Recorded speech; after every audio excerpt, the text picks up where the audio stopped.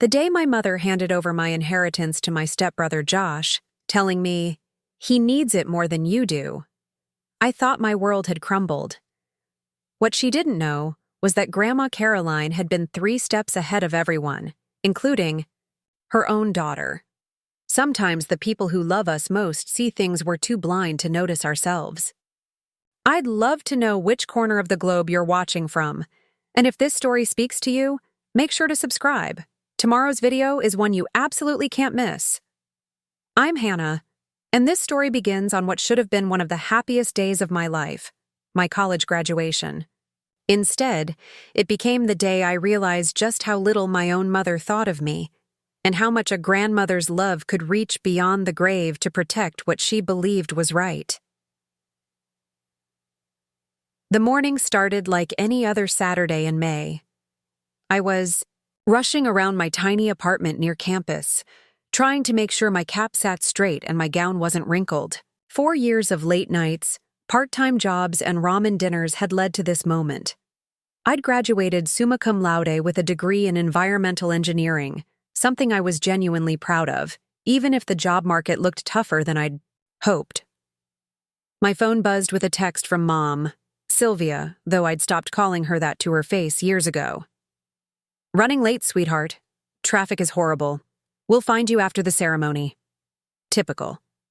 Josh probably needed something at the last minute, and she'd dropped everything to help him. Again. Don't get me wrong, I loved my stepbrother. We'd been family since I was 12 and he was 14 when Mom married his father, David. But somewhere along the way, it became clear that Josh's needs always came first. His struggles with addiction, his failed business ventures, his inability to hold down a job, they all took priority over my achievements, my dreams, my existence. The ceremony itself was beautiful. Sitting there in that sea of caps and gowns, listening to the dean talk about our bright futures, I felt a surge of hope. Maybe this was my chance to finally step out of Josh's shadow. Maybe now, with a real degree and real prospects, I could prove to Mom that I was worth her attention too. I spotted them in the crowd as I walked across the stage. Mom, David, and Josh, all clapping politely. Josh looked tired, probably coming down from whatever he'd gotten into the night before. David smiled and waved, the man who'd tried so hard to be a father to me even when his own son demanded most of his energy. And Mom, beautiful as always, beaming with what looked like genuine pride. After the ceremony, we went to lunch at Romano's, this little Italian place that had been our family spot for special occasions. The conversation flowed easily at first. They asked about my plans, I told them about the interviews I had lined up, and David shared some story about his own college graduation 30 years ago. Then Josh cleared his throat. "Actually, there's something I wanted to talk to everyone about." Here it comes, I thought. Josh had this way of making every family gathering about him, even when they were supposed to be about someone else. Mom immediately turned her full attention to him, that concerned look crossing her face that I knew so well. "I've been thinking a lot lately," Josh continued, "about getting my life together, really together this time. I know I've said it before, but I mean it now. I want to go back to school, maybe get into a trade program. Electrical work or plumbing, something stable."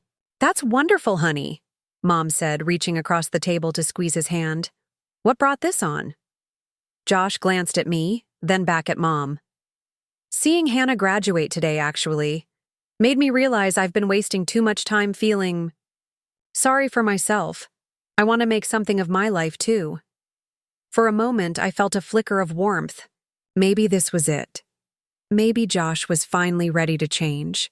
And maybe we could actually be the family I'd always hoped for. "The thing is," Josh continued, and my heart started to sink. "I checked into some programs and they're expensive. Really expensive. I've got some money saved up, but not nearly enough. And with my credit—" He trailed off, shaking his head. David shifted uncomfortably in his seat. "Son, you know we'd help if we could, but things are tight right now. The mortgage, Your mom's medical bills from last year? I know, Dad. I'm not asking you guys to go into debt for me. But I was thinking. He looked directly at me. Hannah, you mentioned that Grandma Caroline left you some money when she passed last year. I was wondering if maybe you could help me out. Just a loan, of course. I'd pay you back as soon as I got on my feet. The restaurant suddenly felt too warm. Grandma Caroline had indeed left me money, $75,000, which felt like a fortune to someone who'd been living on macaroni and cheese for 4 years. I'd been planning to use it as a safety net while I looked for work, maybe put a down payment on a small apartment, and start building a real life. Josh, I started, but Mom cut me off. Hannah, that's actually a really good idea. Your grandmother always believed in helping the family, and Josh's family. This could be exactly what he needs to turn his life around. But Mom, I need that money too. I'm unemployed, I have student loans, and the job market is— You're young and educated, Mom said, her voice taking on that edge I knew meant the conversation was over. You'll figure something out. Josh is older, and he's had a harder time. He needs this opportunity more than you need a safety net. I looked around the table. David was staring at his pasta, clearly uncomfortable but unwilling to contradict his wife. Josh was watching me with those puppy dog eyes that had gotten him out of trouble his entire life. And Mom was looking at me with an expression that was half expectation, half disappointment that I hadn't immediately agreed. How much does the program cost? I asked quietly. $60,000, Josh said quickly. Maybe a little more with books and tools and everything. My stomach dropped. That was most of what Grandma had left me. Josh, that's almost everything. I know it's a lot to ask, he said. But Hannah, I'm desperate here. This is my last chance to make something of myself. Please. I felt tears building behind my eyes. This was my graduation day. This was supposed to be about me, about my achievements, about my future. Instead, here I was being asked to give up my security blanket for someone who'd already had dozens of chances to get his life together. I need to think about it, I said. Mom's fork clattered against her plate. What's to think about? Your stepbrother is asking for help, and you have the means to provide it. Your grandmother raised me to believe that family comes first, Hannah. I'm surprised you even need to consider it. The guilt hit me like a physical blow. Grandma Caroline had indeed raised Mom to put family first. She'd also raised me during the summers I spent at her house in upstate New York to be strong and independent. But apparently, those two lessons didn't align the way I'd always thought they did. Okay, I whispered. Okay. I'll help. Josh's face lit up like Christmas morning. Really? Hannah, you have no idea what this means to me. I swear I'll pay you back every penny. With interest. Mom reached over and squeezed my hand, her smile warm and approving for the first time in months. I'm proud of you, sweetheart. This is the right thing to do. But as we finished lunch and headed home, I couldn't shake the feeling that something was terribly wrong. This wasn't pride I was feeling. It was resentment, cold and bitter in my chest. I'd just handed over my future to someone who'd never once put my needs before his own. That night, I called my best friend Sarah, sobbing into the phone about what had happened. She listened patiently, then said something that stuck with me. Hannah, your mom has always treated you like you're made of steel, and Josh like he's made of glass. Maybe it's time you started acting like steel instead of just being expected to be it. 2 days later, I drove to the bank to transfer the money to Josh's account. The teller, a woman about my mother's age, looked at the withdrawal slip and frowned. Honey, are you sure about this? This is a substantial amount of money for someone your age to be moving around. I almost broke down right there in the bank lobby. It's for family, I managed to say. She nodded sympathetically, but pulled up my account anyway. I see this came from a trust disbursement last year. From Caroline Mitchell? That was my grandmother. The teller's expression changed slightly. Caroline Mitchell was your grandmother? I knew her.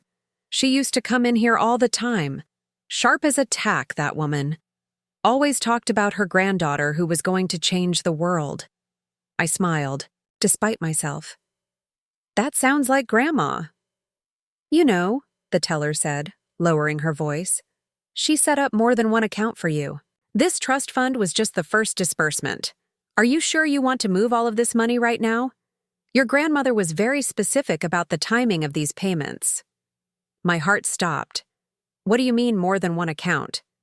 The teller looked around nervously, then leaned closer. I probably shouldn't be telling you this, but Caroline set up a series of trusts for you. This $75,000 was meant to get you through your first year after college. There are additional disbursements scheduled for your 25th, 30th, and 35th birthdays, with a final payout when you turn 40. She was very concerned about making sure you had financial security throughout your life. I stared at her, my mind reeling. How much total? I can't give you exact figures without proper documentation, but let's just say your grandmother was a very successful woman who invested wisely. She wanted to make sure you never had to depend on anyone else for your security. The irony was overwhelming. Here I was, about to give away the money Grandma had specifically earmarked for my independence because my mother thought I should depend on family instead of myself. Can you not process this transfer today? I asked. The teller smiled. Of course, dear. Take some time to think about it. Your grandmother specifically mentioned that these funds should only be used for your benefit and advancement. Maybe she knew something the rest of us don't.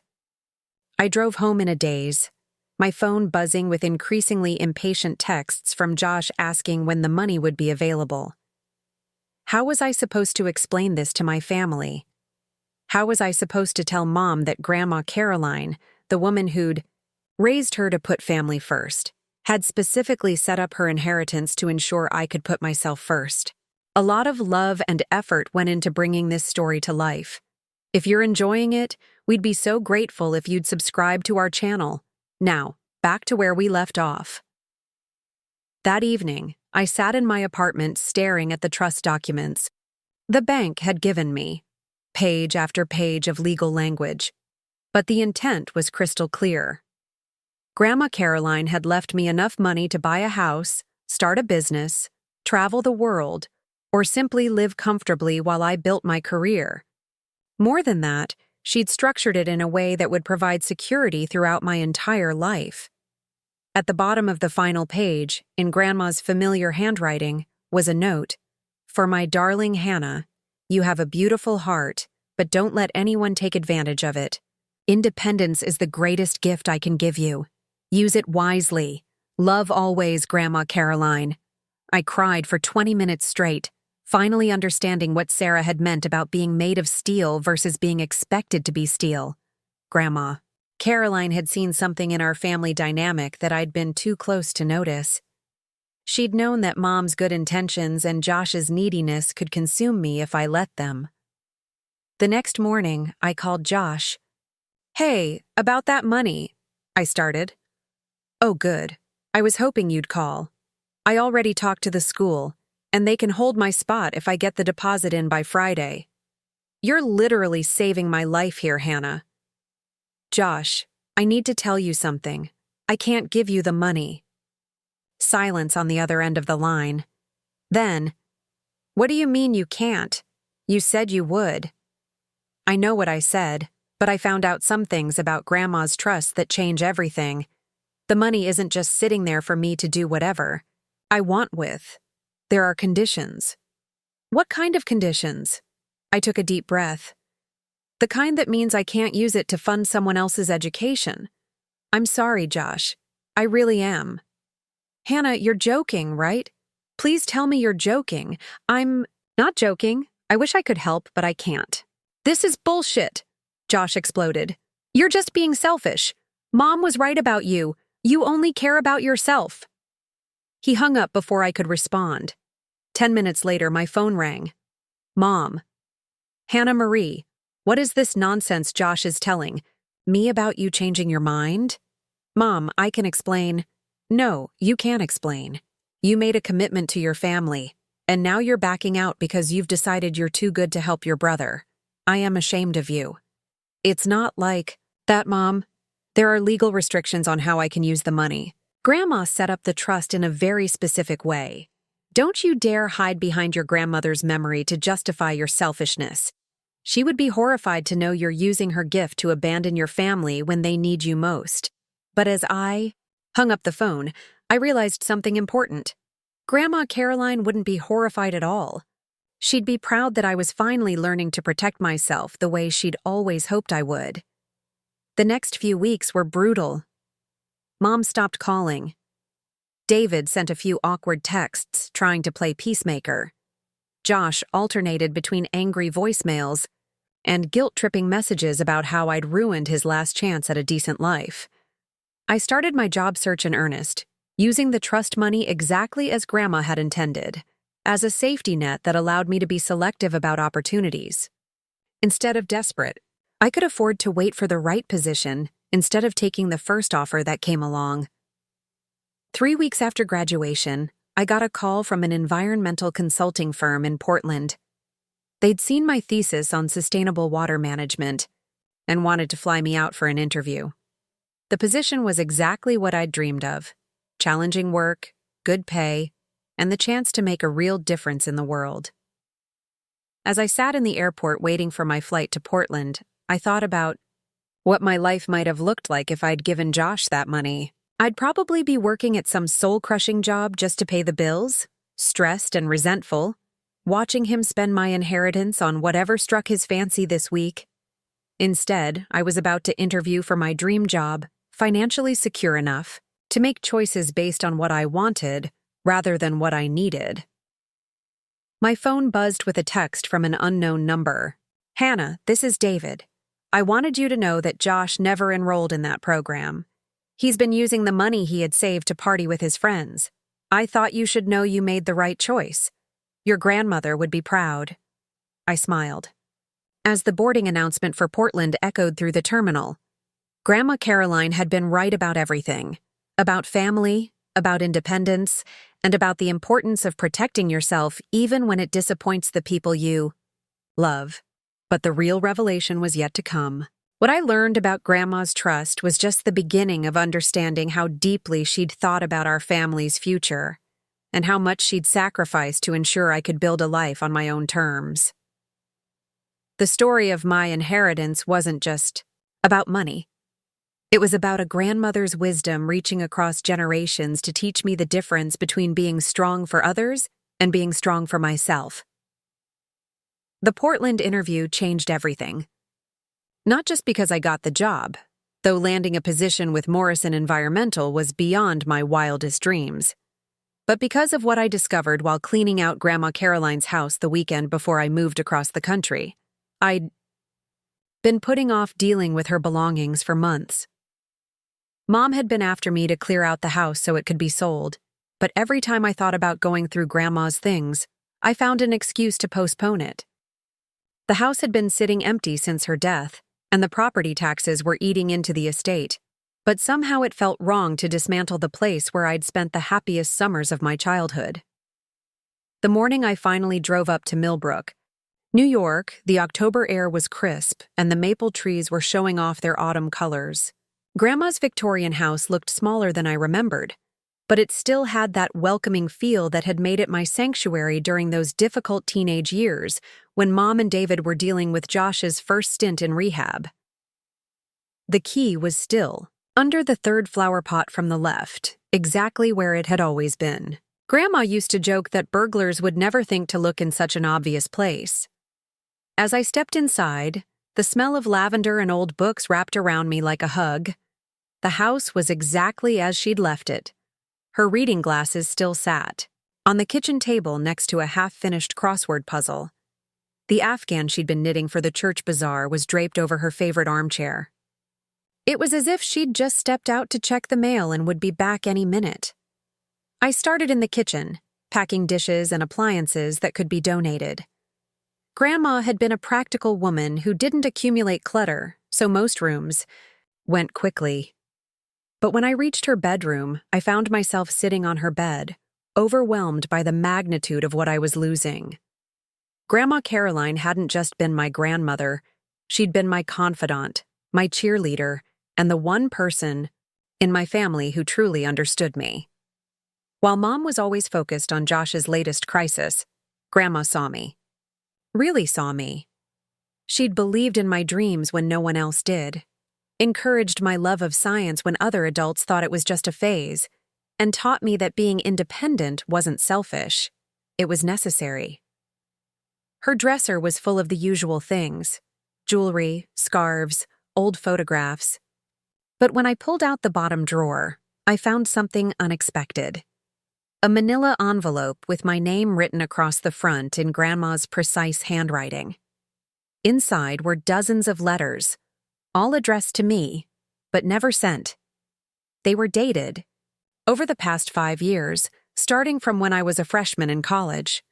My hands shook as I opened the first one. "My dearest Hannah," it began, "I'm writing this after your mother called to tell me about Josh's latest troubles. She's worried sick, as always, and I can hear in her voice that she's already planning to ask you to come home and help with the situation. I want you to know that your education comes first, always. Don't let anyone convince you otherwise." I sank into Grandma's bed, reading letter after letter. She'd documented every family crisis. Every time Mom had asked me to sacrifice something for Josh's benefit. Every instance where my achievements had been overshadowed by his problems. But more than that, she'd written about her growing concern, that I was losing myself in the process of trying to hold our family together. One letter, dated just 6 months before her death, made me cry. "Hannah, I see so much of myself in you, and it terrifies me. I spent 40 years of my marriage putting everyone else's needs before my own. I enabled your grandfather's drinking, covered for his failures, and convinced myself I was being a good wife. It wasn't until after he died that I realized I'd forgotten who I was underneath all that caregiving. I don't want that life for you. You have too much to offer the world to waste it cleaning up other people's messes." But the letter that broke my heart was the last one, written just 2 weeks before she passed away. "My darling girl, if you're reading this, then I'm gone, and you've finally worked up the courage to clean out my house. I hope the trust documents have already shown you how much I believe in your future. But there's more you need to know, things I could never say while I was alive because they would have destroyed our family. Your mother means well, but she's repeated the same mistakes I made. She's so afraid of losing Josh that she's forgotten she might lose you instead. The money I left you isn't just an inheritance, it's your escape route. Use it. Build a life that's yours, not one that revolves around fixing everyone else. I love you more than words can say. Be brave. Be free. Be everything I never had the courage to be." At the bottom of the envelope, I found something that made my breath catch. A key, small and silver, with a tag that read, "Safety Deposit Box 247, First National Bank of Millbrook." The bank was a 10-minute drive from the house. I sat in the parking lot for 20 minutes, staring at the key and wondering what other secrets Grandma had kept. Finally, I worked up the nerve to go inside. The safety deposit box was larger than I'd expected.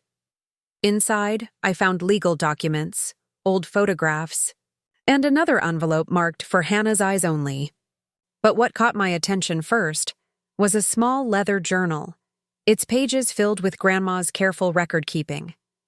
The journal documented 20 years of financial transactions, money she'd secretly sent to help with my school expenses, contributions to my college fund that Mom had never known about, and investments she'd made specifically for my future. But the most shocking entries were from the last 5 years, detailing every dollar that Mom and David had borrowed from her to cover Josh's rehab bills, legal fees, and living expenses. The total was staggering, over $200,000. Money that Grandma had given freely, never expecting repayment, but money that could have gone toward my future instead. At the bottom of the final page, she'd written, I've given everything I can to help Josh, but he has to want to help himself. Hannah deserves better than to inherit our mistakes." The envelope contained even more devastating information. Copies of emails between Grandma and a private investigator she'd hired to keep tabs on Josh's activities. Photos of him selling things that Mom and David had bought for him. Bank records showing that money meant for rehab had been withdrawn in cash and spent at bars and casinos. Evidence that Josh had been lying to our family for years about his sobriety, his job prospects, and his genuine desire to change. My hands were shaking as I read through the investigator's final report, dated just a month before Grandma's death. Josh had been secretly married for 2 years to a woman named Crystal, and they had a daughter together. He'd been using his recovery as an excuse to spend time with his real family while continuing to take money from ours. The betrayal hit me like a physical blow, not just Josh's lies, but the realization that Grandma had known all of this and had never said a word. She'd protected me from the truth while she was alive, but she'd made sure I'd find it after she was gone. I drove back to her house in a daze, clutching the journal and documents. Everything I thought I knew about my family had been turned upside down. Josh wasn't a struggling addict trying to get his life together. He was a manipulative liar who'd been playing all of us for years. And Mom, sweet, naive Mom, had been his willing accomplice in draining Grandma's resources. That night, I called Sarah from Grandma's kitchen, sobbing as I told her everything I'd discovered. "Jesus, Hannah," she said when I finished. "What are you going to do?" "I don't know. How do I tell Mom that her precious Josh has been lying to all of us? How do I explain that Grandma knew and didn't say anything?" "Maybe you don't," Sarah said, quietly. "Maybe Grandma kept those secrets for a reason. She obviously didn't want to be the one to destroy your family. But she made sure you'd have the truth when you needed it." I spent the rest of the weekend going through Grandma's papers, finding more evidence of her quiet sacrifices and careful planning. She'd set up education funds for children in our community, donated anonymously to local charities, and invested wisely so that her generosity wouldn't impact my inheritance. Every decision she'd made in her final years had been calculated to protect my future while still helping the people she loved. On Sunday evening, as I was packing the last of her personal items, I found one more surprise. Hidden behind a family photo was a letter addressed to Mom, sealed but never sent. The postmark was from 3 months before Grandma died. I debated for hours whether to open it, but finally curiosity won. The letter was devastating in its honesty. "Sylvia, I love you with all my heart, but I can't watch you destroy Hannah's future to enable Josh's irresponsibility. I've given you every resource I can to help him, but enough is enough. Hannah is brilliant, driven, and capable of changing the world if you let her. Stop asking her to sacrifice her dreams for a man who has no intention of changing. You're going to lose the best thing in your life if you keep choosing Josh over her." The letter was never sent because Grandma had died suddenly of a heart attack. But reading it helped me understand the impossible position she'd been in. She'd loved us all, but she'd seen clearly what the rest of us had been too close to notice. Monday morning, I called Mom for the first time since our fight about the trust money. "Hannah?" She sounded surprised to hear from me. "How are you, sweetheart?" "I'm okay, Mom. I've been cleaning out Grandma's house and I found some things I think you should know about." "Oh, honey, I know that must be hard for you. Your grandmother loved you so much." "She loved all of us, Mom. Maybe too much." I told her about the journal, about the money she'd given to help Josh, about the investigator's report. With each revelation, Mom's responses grew quieter, more strained. "Hannah, are you sure about this? It doesn't sound like something Josh would do." "Mom, I have proof. Bank records, photographs, police reports. Josh has been lying to us for years." The silence stretched so long, I thought she'd hung up. Finally, she spoke, her voice barely a whisper. "What am I supposed to do with this information, Hannah?" "He's my son." "He's not your son, Mom. David is his father, and David deserves to know the truth. We all do. You want me to destroy my family based on some papers you found in your grandmother's house? The conversation ended badly, with Mom accusing me of trying to turn the family against Josh out of jealousy and resentment. But I could hear the doubt in her voice, the cracks in her certainty that told me the truth was starting to sink in. 2 days later, David called me. His voice was heavy with exhaustion. Hannah, I need to ask you something, and I need you to be completely honest with me. Your mom told me about the things you found in Caroline's house. Is it true? Has Josh been lying to us about being sober? I spent an hour on the phone with David, walking him through everything I'd discovered. Unlike Mom, he didn't try to make excuses or find alternative explanations. He just listened, asked clarifying questions, and accepted the painful truth. I've suspected for months that something wasn't right, he admitted. Josh always had money, when he shouldn't have, and his stories never quite added up. But your mother was so hopeful, and I didn't want to be the one to crush that hope. What are you going to do? I'm going to confront him. And depending on what he says, I might be asking him to move out. I can't keep enabling this behavior, especially now that I know it's been going on for years. David, there's something else you should know. Josh is married. He has a child. The sharp intake of breath on the other end of the line told me this was news to him. Jesus Christ, Hannah. How long have you known? I just found out this weekend. I'm so sorry. I know this is destroying everything you thought you knew about your son. My son, David repeated bitterly. I don't even know who my son is anymore. The confrontation happened that weekend. I wasn't there, but David called me afterward to tell me what had transpired.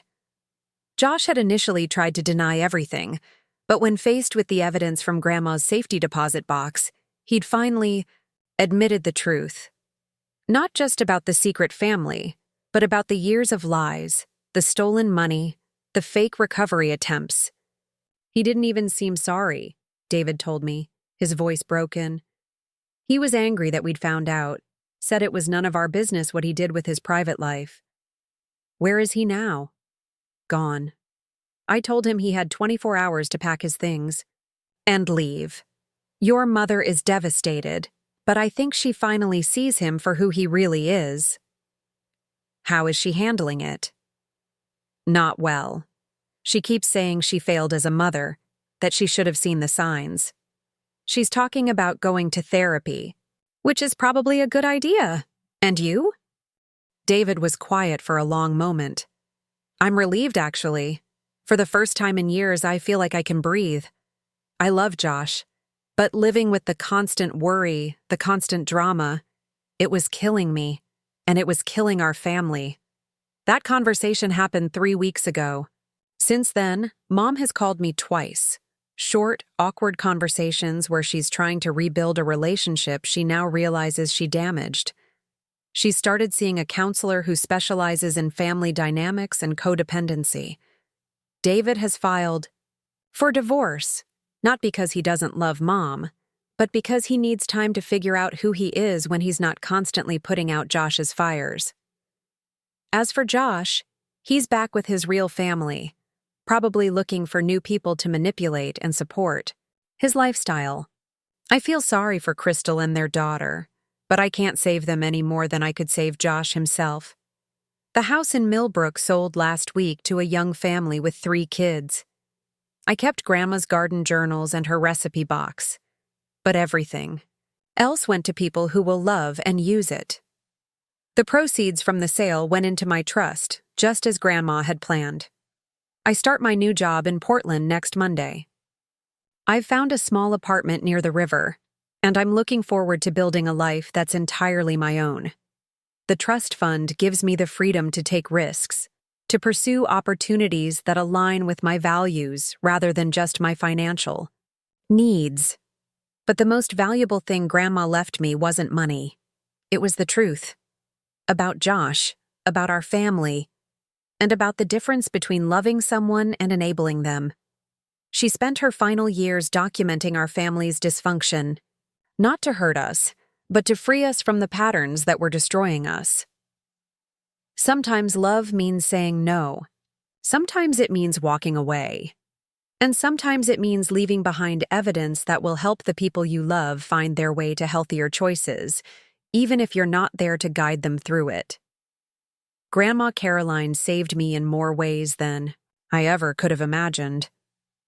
Now it's my turn to save myself.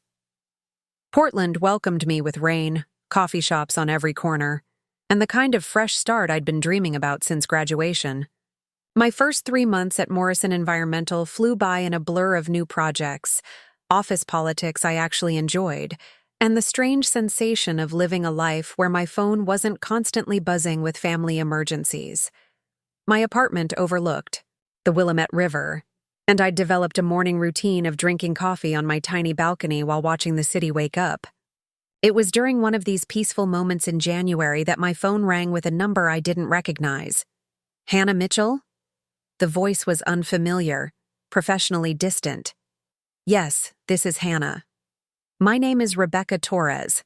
I'm an attorney with Hartwell Morrison and Associates here in Portland. I understand you recently moved to our city? My stomach dropped. Has Josh somehow tracked me down? Was there legal trouble I didn't know about? Yes. I moved here in October. Is everything all right? Everything is fine, Miss Mitchell. Actually, I'm calling with some rather good news. I've been trying to reach you for several months regarding the estate of Caroline Mitchell. I understand she was your grandmother? Yes, but her estate was settled over a year ago. I already received my inheritance. Well, that's where things get interesting. The inheritance you received was just the first phase of a much larger estate plan. Your grandmother was quite specific about the timing of these revelations. Are you available to meet in person? There are some documents I need to show you that can't be discussed over the phone. I took a half day from work and met Rebecca at her downtown office, a sleek space with floor-to-ceiling windows overlooking Pioneer Square. She was younger than I'd expected, probably in her early 30s, with kind eyes and the sort of confidence that comes from delivering life-changing news on a regular basis. Your grandmother was one of our most meticulous clients, Rebecca began, spreading papers across her conference table. She came to us 5 years ago with a very specific vision for how she wanted her estate handled. The trust fund you received was designed to look like her entire bequest, but it was actually just the beginning. She handed me a thick folder marked Phase 2, Caroline Mitchell Estate Plan. Phase 2? I asked, my hands trembling slightly as I opened the folder. Your grandmother owned considerably more assets than anyone in your family realized. The house in Millbrook that you sold? That was her primary residence, but she also owned rental properties in Albany, a commercial building in Manhattan, and significant stock holdings that she managed herself. I stared at the portfolio summary, trying to process the numbers. They were astronomical, millions of dollars in assets that had been generating income for years. But why the secrecy? Why not just leave everything to me at once? Rebecca smiled. Caroline was very clear about her reasoning. She wanted to make sure you could stand on your own feet before you inherited life-changing wealth. She also wanted to see how your family would react to your financial independence before revealing the full scope of her estate. What do you mean? She left very specific instructions about when Phase 2 would be activated. The trigger was your family's reaction to your refusal to give away the initial trust money. She predicted, correctly it seems, that there would be conflict, and she wanted to see who would support your right to financial independence. Rebecca pulled out another document, this one in Grandma's handwriting. She wrote this letter to be opened only after Phase 2 was activated. Would you like me to read it, or would you prefer to read it yourself? My hands were shaking too badly to hold the paper steady. Could you read it, please? Rebecca cleared her throat and began. My dearest Hannah, if you're hearing this letter, it means you've found the courage to protect your inheritance from those who would take it from you. I am so proud of you for choosing your own future over The expectations of others. The money you fought to keep represents only a fraction of what I'm leaving you. But the principles you demonstrated in keeping it represent everything I hoped to teach you about independence and self-worth. She paused to hand me a tissue as tears started streaming down my face. The assets you're inheriting today come with only one condition: that you use them to build the life you want, not the life others expect you to live. I've watched too many women in our family sacrifice their dreams for men who never deserved such devotion. You have the intelligence, drive, and character to change the world, Hannah. Now you have the resources to do it on your own terms. Rebecca set the letter aside and pulled out a calculator. The total value of your inheritance, including the assets that have been accumulating value for the past year, is approximately $3.2 million. I couldn't speak. I could barely breathe. $3 million. More money than I could have imagined. Enough to do anything I wanted with my life. There's more, Rebecca continued gently. Your grandmother also established a charitable foundation in your name. She's designated you as the primary trustee, with full authority to direct grants and donations.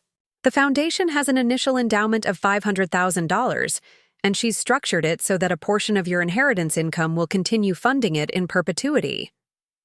A foundation? For what? Environmental conservation and women's education.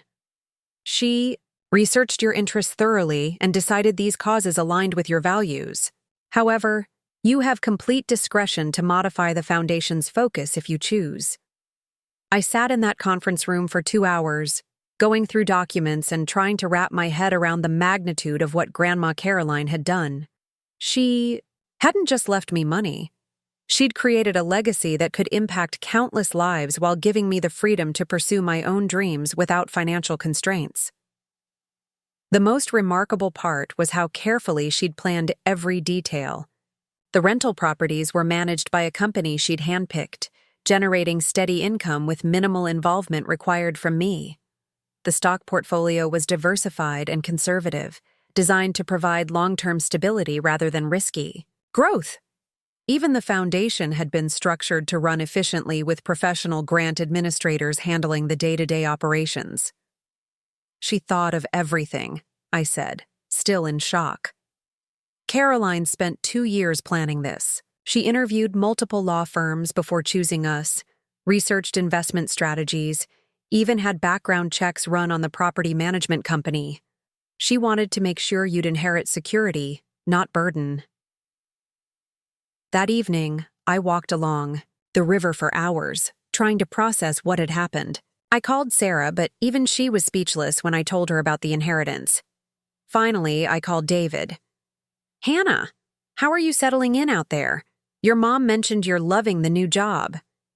David, I need to tell you something incredible. That just happened. I walked him through the meeting with Rebecca, the hidden assets, the foundation. Jesus, Hannah. Caroline really was playing chess while the rest of us were playing checkers, wasn't she? It's overwhelming. I keep thinking about how different things could have been if she'd revealed all this earlier. Different how?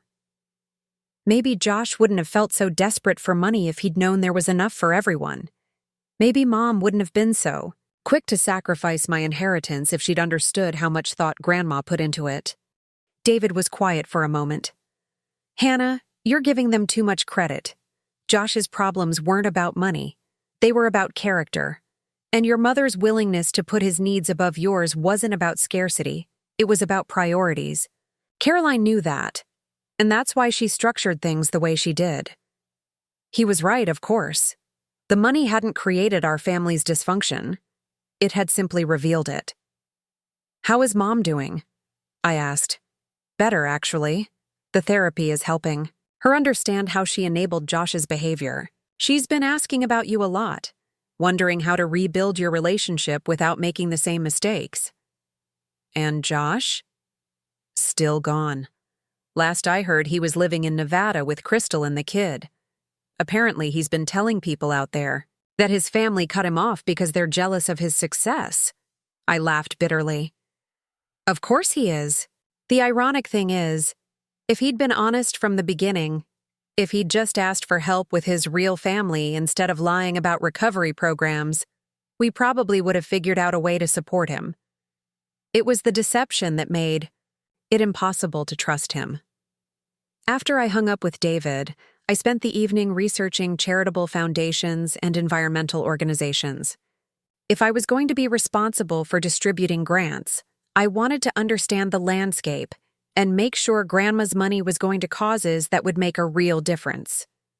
The foundation work became my passion project. Within 6 months, I'd funded scholarships for women pursuing STEM degrees, supported reforestation projects in the Pacific Northwest, and created grants for environmental education programs in underserved communities. Each grant felt like honoring Grandma's memory while building something meaningful for the future. My personal life flourished too. With financial security, I could take risks in my career that led to more interesting projects and rapid advancement. I bought a house with a garden where I could grow the vegetables Grandma had taught me to love.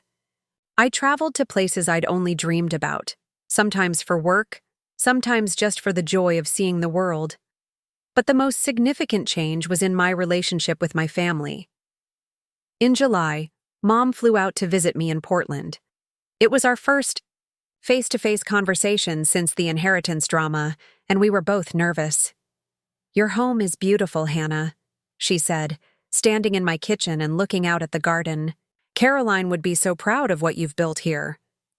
"Thank you for coming, Mom. I know this has been a difficult year."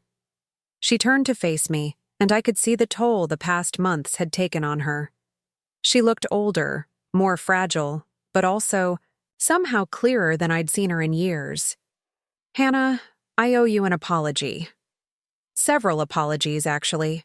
I spent so many years focused on Josh's problems that I forgot to celebrate your successes. I asked you to sacrifice your future for his, and that was wrong. Your grandmother saw what I was too blind to see. Mom, let me finish, please. I've been in therapy for 6 months now, working through why I made the choices I did. It was guilt. I felt responsible for Josh's struggles because of the divorce with his biological mother, because of the instability in his early years. But that guilt made me unfair to you, and I'm sorry. We talked for hours that weekend, working through years of accumulated resentment and misunderstanding. She told me about her therapy sessions, about learning to recognize codependent patterns, about the grief of accepting that she couldn't save Josh from himself. "I've started volunteering at a support group for families dealing with addiction," she said. "It's helping me understand that loving someone doesn't mean enabling their destructive behavior. What about you and David?" "We're working on it." The key. Divorce was finalized last month, but we're dating again. Taking it slow, figuring out who we are when we're not crisis managing Josh's latest emergency. It's strange, but we're getting to know each other all over again. On Sunday morning, before her flight back to New York, Mom and I visited Powell's books together. She'd always loved reading, but during the Josh years, she'd stopped buying books for herself, claiming they were an unnecessary expense. I bought her an armload of novels she'd mentioned wanting to read, and watching her face light up over something so simple reminded me of who she'd been before addiction consumed our family's energy. As we said goodbye at the airport, she hugged me tighter than she had in years. "I love you, Hannah. I'm proud of the woman you've become, and I'm grateful that Caroline gave you the tools to build this life even when I wasn't supporting you the way I should have." "I love you too, Mom, and I'm proud of the work you're doing to heal our family." That fall, I received a letter that completely blindsided me. It was from Crystal, Josh's wife, postmarked from Las Vegas. "Dear Hannah," it began, "I know you don't know me, but I've heard a lot about you from Josh. I'm writing because I think you deserve to know the truth about what's been happening since he left your family." The letter detailed Josh's behavior over the past year, the lies he'd told about his family cutting him off, the money he'd spent on gambling and drinking, the way he'd been manipulating her and using their daughter as leverage to get what he wanted. "I finally left him last month," Crystal wrote. I took our daughter and moved in with my sister in California. I wanted you to know that everything your family discovered about Josh was true, and probably worse than you realized. I also wanted to thank you for not giving him the money he asked for. If you had, he would have gambled it away within a month, and I would have stayed with him even longer thinking things might get better. She'd included a photo of her daughter, a little girl with Josh's eyes and a shy smile. On the back, she'd written, "This is Emma. She's 4 now, and she deserves better than the chaos Josh creates. Thank you for showing me that it's okay to choose your own future over someone else's promises." I kept that photo on my refrigerator, a reminder that sometimes the most loving thing you can do is refuse to enable someone's destructive choices. Crystal and Emma were building a new life because I'd protected my inheritance, because Grandma Caroline had given me the resources and wisdom to break the cycle of dysfunction that had trapped our family for years. As my second year in Portland began, I realized that Grandma's greatest gift hadn't been the money, though that had certainly transformed my life. Her greatest gift has been teaching me that love doesn't require sacrifice of self, that supporting family doesn't mean enabling their worst impulses, and that sometimes the most courageous thing you can do is walk away from the people who refuse to respect your boundaries. The foundation now funded projects across 3 states. My career was thriving, and my relationships with both Mom and David had healed into something healthier than they'd ever been. Josh was still out there somewhere, probably looking for new people to manipulate, but he was no longer my responsibility or my burden. I'd learned to be steel without breaking, to be generous without being taken advantage of, and to build a life that honored both my grandmother's legacy and my own dreams. The inheritance had been life-changing, but the lessons that came with it were priceless. 3 years into my Portland life, I thought I'd seen the last of Josh's chaos. I was wrong. It started with a call from a woman named Detective Martinez, with the Las Vegas Metropolitan Police Department. I was in the middle of reviewing grant applications for the foundation when my phone rang on a Tuesday morning in March. "Miss Mitchell, I'm calling regarding Joshua Brennan. I understand he's your stepbrother." My blood ran cold. "Yes, he is. Is he okay?" "He's alive, but he's been arrested on multiple charges including fraud, identity theft, and child endangerment. He listed you as his emergency contact." I sank into my desk chair, my mind reeling. "I'm sorry, Detective, but Josh and I haven't spoken in over 3 years. I'm not sure why he would list me as his emergency contact." "According to his statements, you're the family member most likely to be able to afford his bail. The amount is set at $150,000. Of course. Even from a jail cell in Nevada, Josh was trying to manipulate me into solving his problems." "Detective Martinez, can you tell me what happened? And is his daughter safe?" "The child is with Child Protective Services. Her mother, Crystal Hoffman, filed a report claiming that Mr. Brennan had been using their daughter to run confidence schemes on elderly victims. We're still investigating the full scope of his activities." The conversation lasted another 20 minutes, during which I learned that Josh had been running elaborate scams targeting senior citizens, using 4-year-old Emma as a prop to gain their trust. He'd stolen thousands of dollars from vulnerable people, including a retired schoolteacher who'd given him her entire savings because she felt sorry for a single father struggling to provide for his little girl. I immediately called Crystal, whose number I'd kept from her letter the year before. "Hannah?" Her voice was shaky, exhausted. "I was hoping you'd call. I didn't know who else to turn to." "Crystal, are you and Emma safe? We're staying at a women's shelter in California. The police said I might be charged as an accessory because I was present during some of Josh's activities. But I swear to you, I didn't know what he was doing. I thought he was just asking people for directions or small favors." "What do you need me to do?" "I need a lawyer. A good one. Emma's caseworker says if I can prove I wasn't involved in Josh's crimes, I can get her back. But I can't afford legal representation, and the public Defender assigned to my case doesn't seem to understand the situation. Without hesitation, I contacted Rebecca Torres, who put me in touch with a criminal defense attorney in Los Angeles. Within 48 hours, Crystal had representation, and within a week, the charges against her were dropped. Emma was returned to her mother's custody with the understanding that they would remain in California and have no contact with Josh. But Josh's arrest had triggered something I hadn't expected, a family crisis that forced us all to confront the long-term consequences of his behavior. David called me the day after Josh's arrest made the local news in Nevada. "Hannah, I just got off the phone with a reporter from the Las Vegas Sun. They're running a story about Josh's arrest, and they mentioned our family name. They want to interview family members about his pattern of deceptive behavior. Did you talk to them?" "Hell no. But they're persistent. They've apparently been investigating Josh for months as part of a larger story about elder fraud in Nevada. His victims, Jesus, Hannah, some of these people lost their life savings." The media attention was overwhelming. Reporters tracked down Mom, David, and even me in Portland.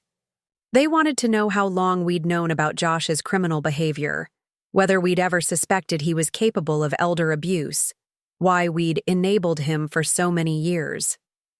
I found myself in the bizarre position of having to defend my family's decision to cut ties with Josh 3 years earlier. The reporters seemed to think we should have done more to stop him, as if we could have prevented crimes we didn't know he was committing in a state where none of us lived. Mom called me, sobbing, after a particularly aggressive reporter cornered her at the grocery store. "Hannah, they're making it sound like we're all criminals. Like we knew what Josh was doing and didn't care because those people weren't our family. Mom, you can't control what they write. We know the truth. That we tried to help Josh for years and finally had to protect ourselves when he refused to change. But what if they're right? What if we should have done more?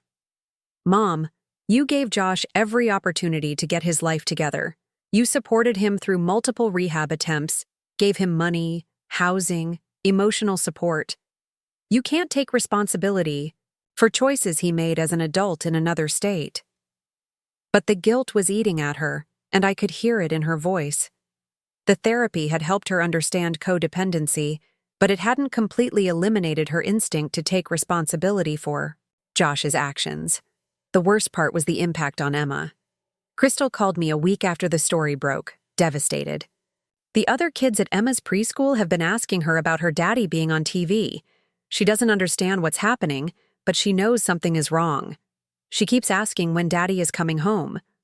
Have you considered changing your names? Starting completely fresh somewhere else? I've thought about it, but I don't have the resources for that kind of move. And Emma's finally settled in her school, making friends. I made a decision that surprised even me. Crystal, what if I helped you relocate? Somewhere far from all this publicity, where you and Emma could start over completely." "Hannah, I can't ask you to do that. You've already paid for my lawyer." "You're not asking. I'm offering. Emma doesn't deserve to grow up in the shadow of her father's crimes. Within a month, I'd arranged for Crystal and Emma to move to a small town in Oregon, about an hour from Portland. I helped Crystal find a job with a local environmental nonprofit. She had a degree in biology that she'd never been able to use because of Josh's chaos, and set up a small trust fund for Emma's education. The media attention around Josh's case eventually died down, but it had forced our family to reckon with some uncomfortable truths. We'd all been so focused on protecting ourselves from Josh's manipulation that we'd never fully considered the broader impact of his behavior. During one of my regular phone calls with Mom, she brought up something that had been bothering her. "Hannah, I keep thinking about those elderly people Josh hurt. Some of them were probably just like your grandmother, living alone, trusting, trying to help someone they thought was in trouble." "Mom, that's not your fault." "I know it's not my fault, but what if we'd handled things differently? What if instead of just cutting Josh off, we'd gotten him into intensive therapy or found a way to get him committed to long-term treatment?" It was a question that haunted all of us. Could we have prevented Josh's crimes if we'd taken more drastic action years earlier? Or would he have simply found other victims, other families to manipulate? I discussed it with my own therapist, Dr. Reeves, whom I'd started seeing after the media circus began. "Hannah, you're dealing with something called survivor's guilt," she explained. "You successfully protected yourself from Josh's manipulation, but now you're questioning whether you could have done more to protect others. Could I have? That's impossible to know. What I can tell you is that you made the best decisions you could with the information you had at the time. Josh was an adult who made deliberate choices to hurt vulnerable people. Those choices are his responsibility, not yours." The therapy helped, but I still struggled with the weight of knowing that Josh's victims might have been spared if someone had found a way to stop him earlier. It led me to make some changes in how the foundation operated. I started funding programs, specifically designed to protect elderly people from financial fraud. We supported technology initiatives that helped seniors recognize scam calls and emails, funded legal aid clinics that assisted fraud victims, and created educational programs about elder abuse prevention. One of the most meaningful grants went to a program that trained adult children to recognize the warning signs of financial exploitation in their elderly parents.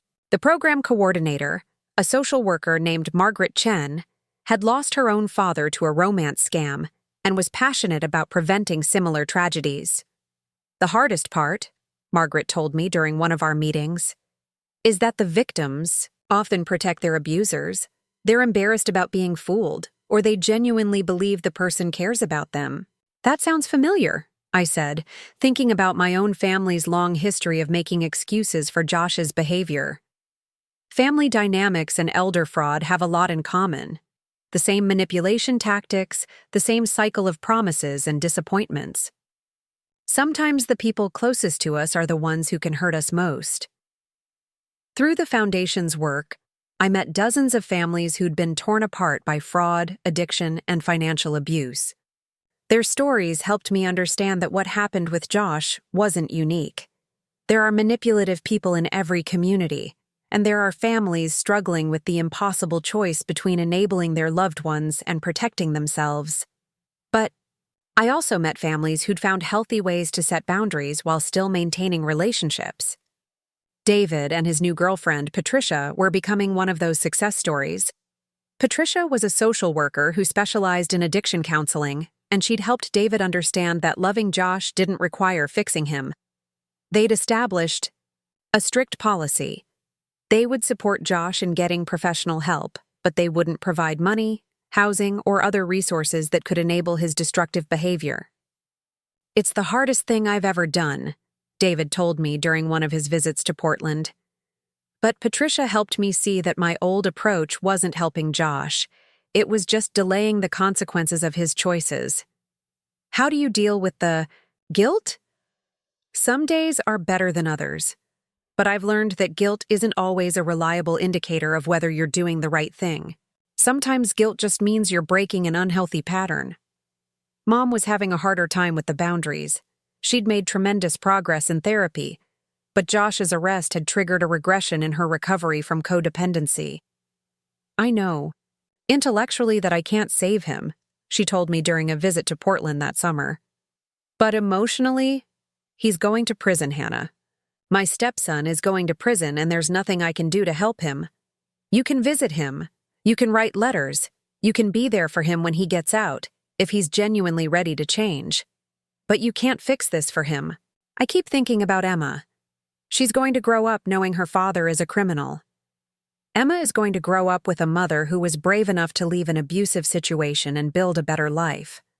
That's what she'll remember. Crystal and Emma had indeed been thriving in their new town.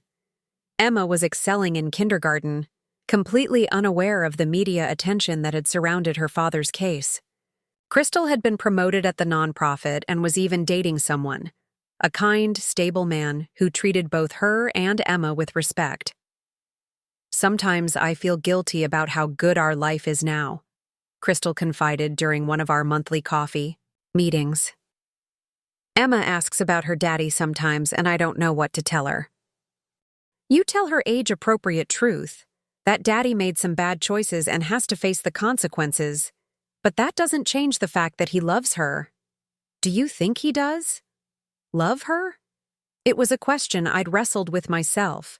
Josh had used Emma as a prop in his crimes, but I'd also seen genuine moments of affection between them during family gatherings years earlier. I think Josh loves Emma as much as he's capable of loving anyone, but his addiction and his need to manipulate people are stronger than his love. That doesn't make Emma less valuable, it makes Josh less capable. The conversation reminded me of something Grandma Caroline had written in one of her unsent letters. Love isn't always enough to overcome someone's fundamental character flaws. Sometimes the most loving thing you can do is refuse to enable those flaws. Josh was eventually sentenced to 8 years in prison. The judge was particularly harsh because of the vulnerability of his victims and his use of his own child in the commission of his crimes. David attended the sentencing, more for closure than out of support for Josh. He looked different, David told me afterward. Smaller somehow. He gave a statement apologizing to his victims, but it felt rehearsed. I don't think he truly understands the harm he caused. Will you stay in contact with him while he's in prison? I'll probably write occasionally. Patricia thinks it's important for me to maintain some connection, not for Josh's sake, but for my own healing. She says cutting people off completely can sometimes keep you stuck in resentment. And Mom? Your mother is planning to visit him once he's settled in his permanent facility.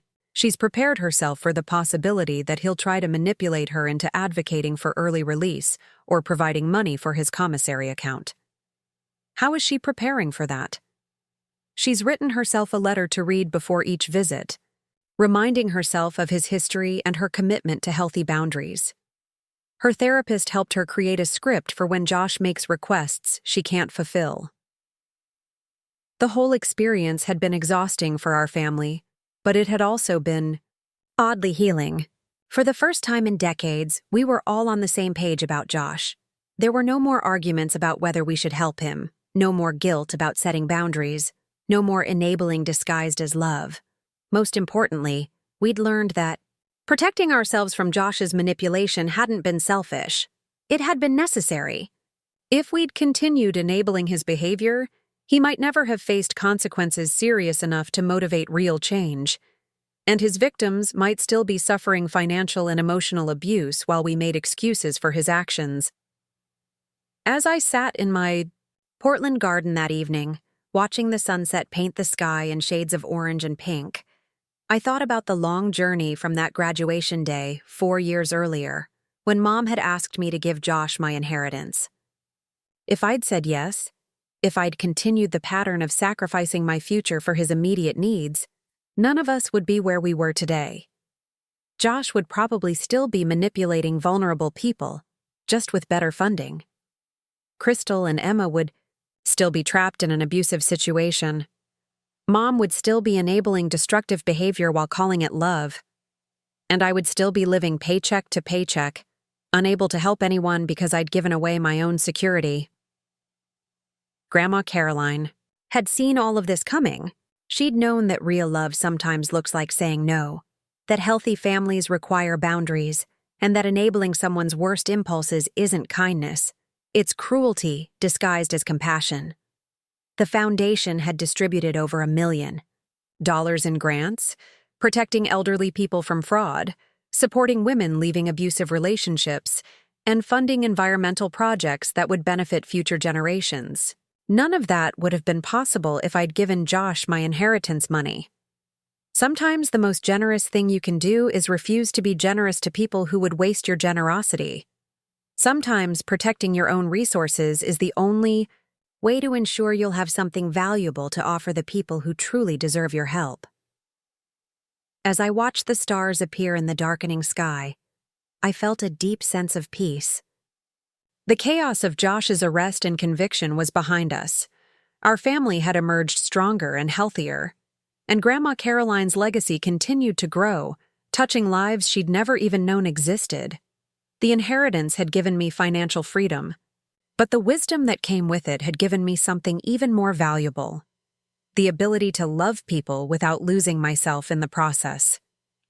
5 years after Josh's conviction, I thought our family had finally found peace. Then I received a phone call that would test everything we'd learned about boundaries, forgiveness, and the true meaning of family. The call came on a rainy Thursday evening in November. I was working late at the foundation office, reviewing applications for our annual environmental innovation grants, when an unknown number appeared on my phone. Hannah Mitchell? The voice was hesitant, nervous.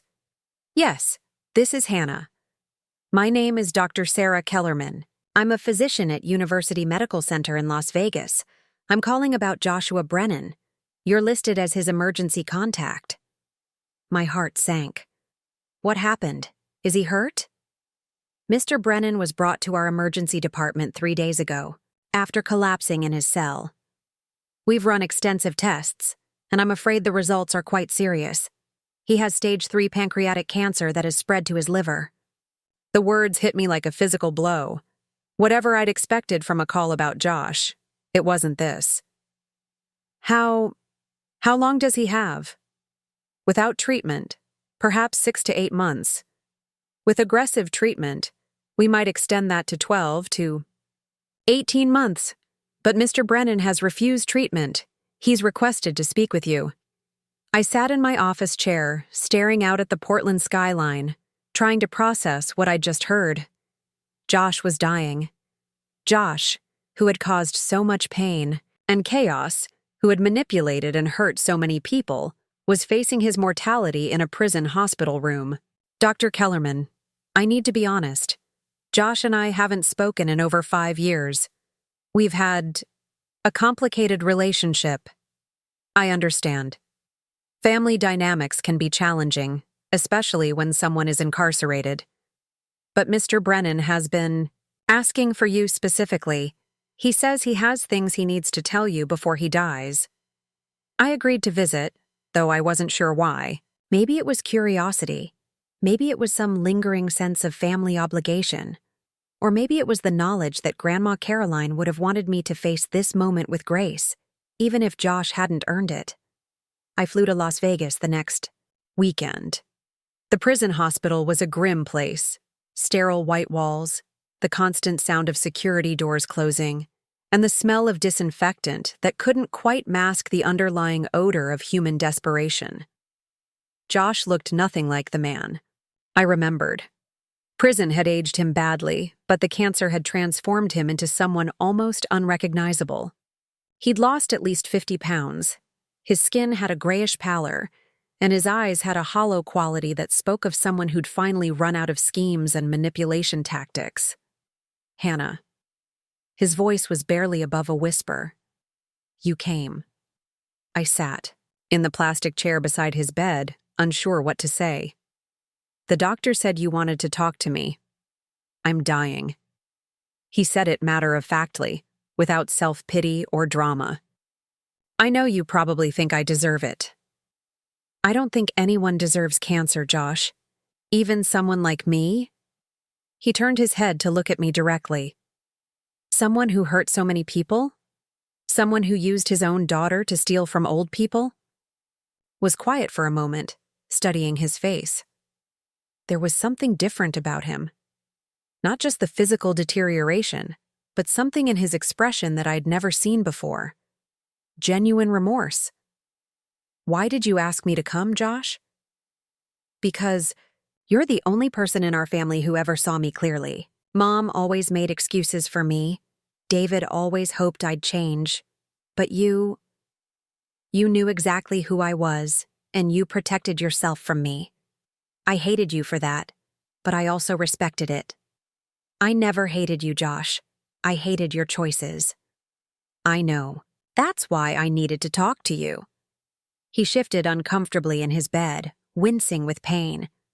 I've had a lot of time to think here. About the people I hurt, the opportunities I wasted, the family I destroyed with my selfishness. What do you want from me? Nothing. That's the point. For the first time in my life, I'm not asking anyone for anything. I just wanted you to know that I understand now. What you did, protecting your inheritance, refusing to enable me, it was the right thing to do. I was angry about it for years, but it was right. This wasn't the Josh I'd grown up with. That Josh would have been working some angle, trying to manipulate the situation to his advantage even from a prison hospital bed. This Josh seemed broken, but also somehow more honest than he'd ever been. The money wouldn't have helped me, he continued. I would have gambled it away or spent it on drugs, just like I did with everything else. But maybe if I'd hit rock bottom sooner, maybe if people had stopped rescuing me years earlier, I wouldn't have hurt so many innocent people. Josh, you can't change the past. I know, but I can try to make amends for some of it. He reached toward his bedside table with shaking hands and pulled out a manila envelope. These are letters. To my victims, to Crystal, to Emma, to Mom and David. Apologies. Real ones. Not the bullshit I said at my sentencing. I took the envelope, surprised by its weight. You want me to deliver these? Only if you think it would help them. Some of them might not want to hear from me at all, but I had to write them. I had to try to take responsibility for what I did. I opened the envelope and glanced at the letters. They were handwritten, pages. Long, detailed acknowledgments of specific harms he'd caused. One was addressed to Mrs. Eleanor Patterson, the retired school teacher who'd given him her life savings. Josh, some of these people might be dead by now. It's been 5 years. I know. But their families deserve to know that I understood what I took from them. Not just money, security, trust, peace of mind. I stole their sense of safety in the world. We talked for 2 hours. Josh told me about his time in prison, about the therapy he'd finally committed to, about coming to terms with his addiction and the personality disorders that had driven his behavior. He wasn't asking for forgiveness or sympathy. He was simply trying to be honest for perhaps the first time in his adult life. There's something else, he said as visiting time was ending.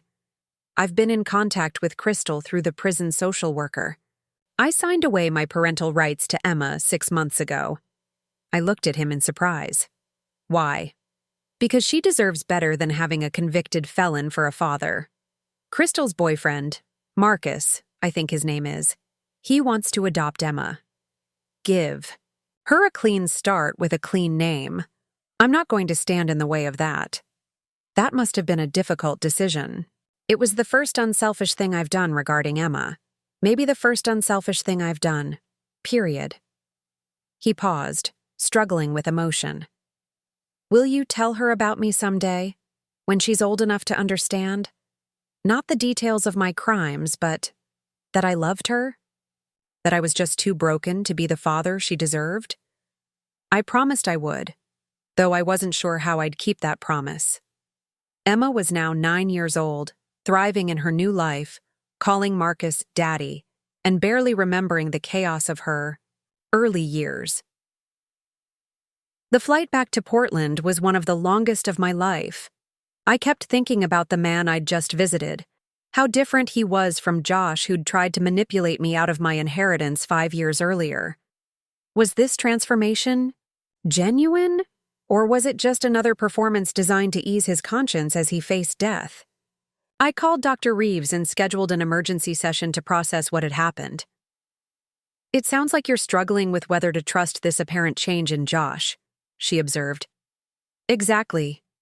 Part of me wants to believe he's finally learned from his mistakes, but part of me wonders if this is just another manipulation. Even dying people can be dishonest. What would it mean for you if his remorse is genuine? And what would it mean if it's not? If it's genuine, then maybe all the pain our family went through served some purpose. Maybe he really did learn something from facing consequences. But if it's not genuine, I trailed off. If it's not genuine, then what? Then I feel like a fool for believing him, even for a moment. Hannah, you don't have to decide whether Josh's transformation is real or fake. You only have to decide how you want to respond to it. What feels right to you? That question stayed with me for weeks. I decided to start by delivering the letters Josh had written, beginning with the one to Crystal. Crystal and I met at our usual coffee shop in her small Oregon town. She'd grown into her independence beautifully, confident, successful, genuinely happy in ways she'd never been during her relationship with Josh. He wrote me a letter?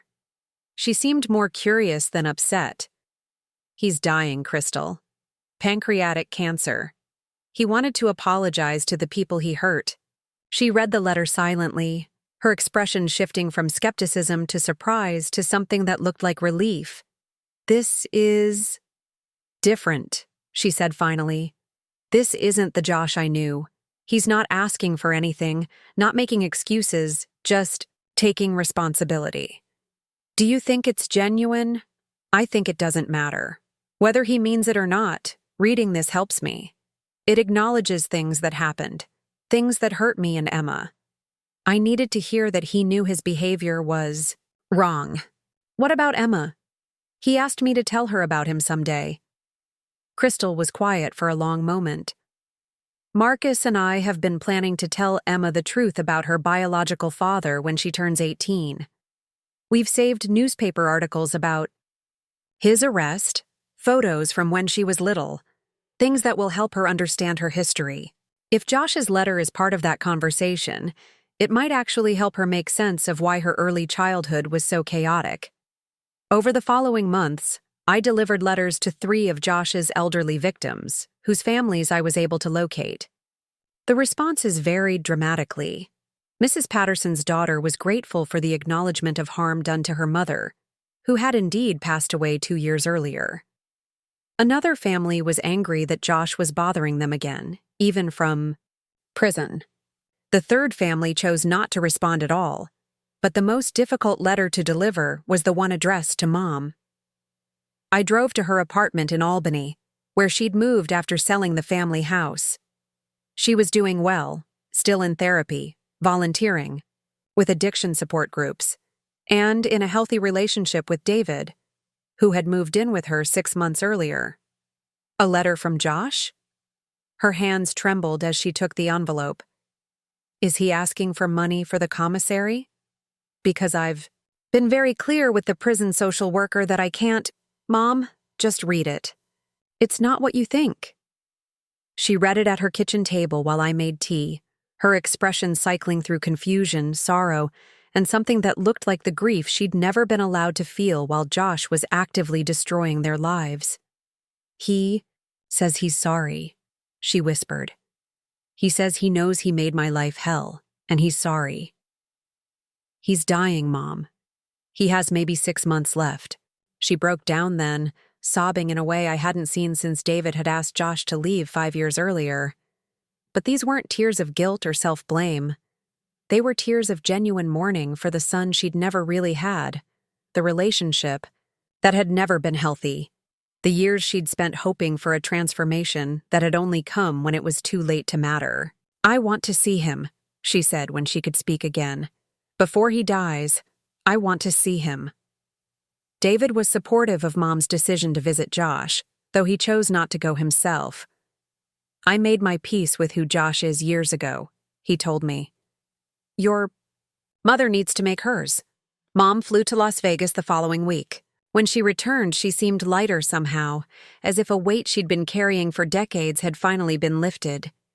He looks terrible, she told me. But Hannah, he's different. Really different. For the first time in 30 years, I felt like I was talking to my actual stepson instead of someone performing the role of my stepson. What did you talk about? Everything. His childhood, the divorce from his biological mother, the choices I made that enabled his behavior. He apologized for putting me in positions where I had to choose between him and you, for making me feel guilty when I tried to set boundaries. How did that feel? Heartbreaking, but also freeing? I've spent so many years wondering what I did wrong, how I could have prevented his addiction and his crimes. But talking to him, I realized that I was never going to be able to save him from himself. I could only love him and hope he'd eventually choose to save himself. And now? Now I can grieve for him properly, not as someone who failed him, but as someone who loved him despite his inability to accept that love in healthy ways. Josh died 3 weeks before Christmas, alone in the prison hospital. The only person who attended his funeral was David, who felt it was important that someone from our family be there to mark the end of his life, even if that life had been largely destructive. Crystal brought Emma to the foundation office the day after New Year's. Emma was now 10, articulate and confident, with no memory of the chaos that had defined her early childhood. "Aunt Hannah," she said. She'd started calling me during our monthly visits. "Mom says my birth daddy died. She says you knew him." I looked at Crystal, who nodded encouragingly. We'd planned this conversation carefully, deciding to tell Emma age-appropriate truths about her father without traumatizing her. "I did know him, Emma. He was my stepbrother. He loved you very much, but he made some bad choices that meant he couldn't be the daddy you deserved." "What kind of bad choices?" "He had problems with drugs and alcohol that made it hard for him to think clearly, and he hurt some people by taking money that didn't belong to him. That's why he had to go to prison." Emma considered this seriously. "Is that why Mom and I moved away when I was little? Your mom moved away because she wanted to keep you safe and give you a better life. She made a very brave choice." "I'm glad she did. I like Marcus. He's a good dad." "He is. And your birth daddy, even though he couldn't be there for you, wanted you to know that he loved you, and he was proud of the amazing person you're becoming." Emma seemed satisfied with this explanation. Children are remarkably resilient when they're given honest, age-appropriate information and plenty of emotional support. As Crystal and Emma left that afternoon, I reflected on the strange journey our family had taken. Josh's death had brought a kind of closure, but it hadn't erased the years of damage he'd caused. What it had done was allow us all to move forward without the constant threat of his next crisis, his next manipulation, his next demand for resources we couldn't afford to give. The foundation continued to grow, now distributing nearly $2 million annually to causes that reflected Grandma Caroline's values and my own commitment to protecting vulnerable people. We'd established partnerships with elder abuse prevention, programs across the country, funded dozens of scholarships for women in STEM fields, and supported environmental conservation projects that would benefit future generations. But perhaps more importantly, our family had learned to function in healthy ways. Mom and David had remarried in a small ceremony the previous spring, building a relationship based on mutual support rather than crisis management. Crystal had started graduate school, pursuing her master's degree in environmental science with the foundation's support. Emma was thriving academically and socially, completely unaware of how different her life might have been if different choices had been made years earlier.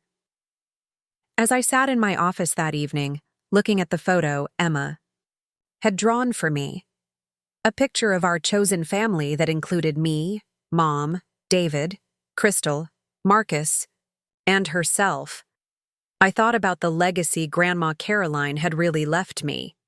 It wasn't just the money, though that had provided security and opportunity. It wasn't just the wisdom about boundaries and enabling, though that had saved our family from years of additional chaos. It was the understanding that love sometimes requires saying no, that protecting yourself isn't selfish, and that the most generous thing you can do is refuse to fund someone else's destructive choices. Josh's death had closed a chapter in our family's story, but it hadn't been the end of the story. The end was still being written. In Emma's bright future, in the scholarships we funded, in the elderly people we helped protect from fraud, in the environmental projects that would preserve the world for generations to come. Grandma Caroline had seen all of this coming. She'd known that real generosity isn't about giving people what they want, but about giving them what they need, even when what they need is the hard lesson that comes from facing consequences alone. The inheritance had been life-changing, but the lesson that came with it had been life-saving. That sometimes the most loving thing you can do is let someone fall far enough to finally learn how to pick themselves up. 2 years after Josh's death, I was standing in the boardroom of Morrison Environmental, staring at an offer that would change everything once again. The company wanted to promote me to regional director, overseeing environmental projects across the entire Pacific Northwest. It was the opportunity I'd dreamed of since college, a chance to implement large-scale conservation initiatives that could impact millions of acres of wilderness. There was just one catch. I'd have to relocate to Seattle and travel extensively, spending weeks at a time in remote locations. It would mean leaving the Portland life I'd built, the foundation work that had become my passion, and the carefully constructed family relationships that had taken years to heal.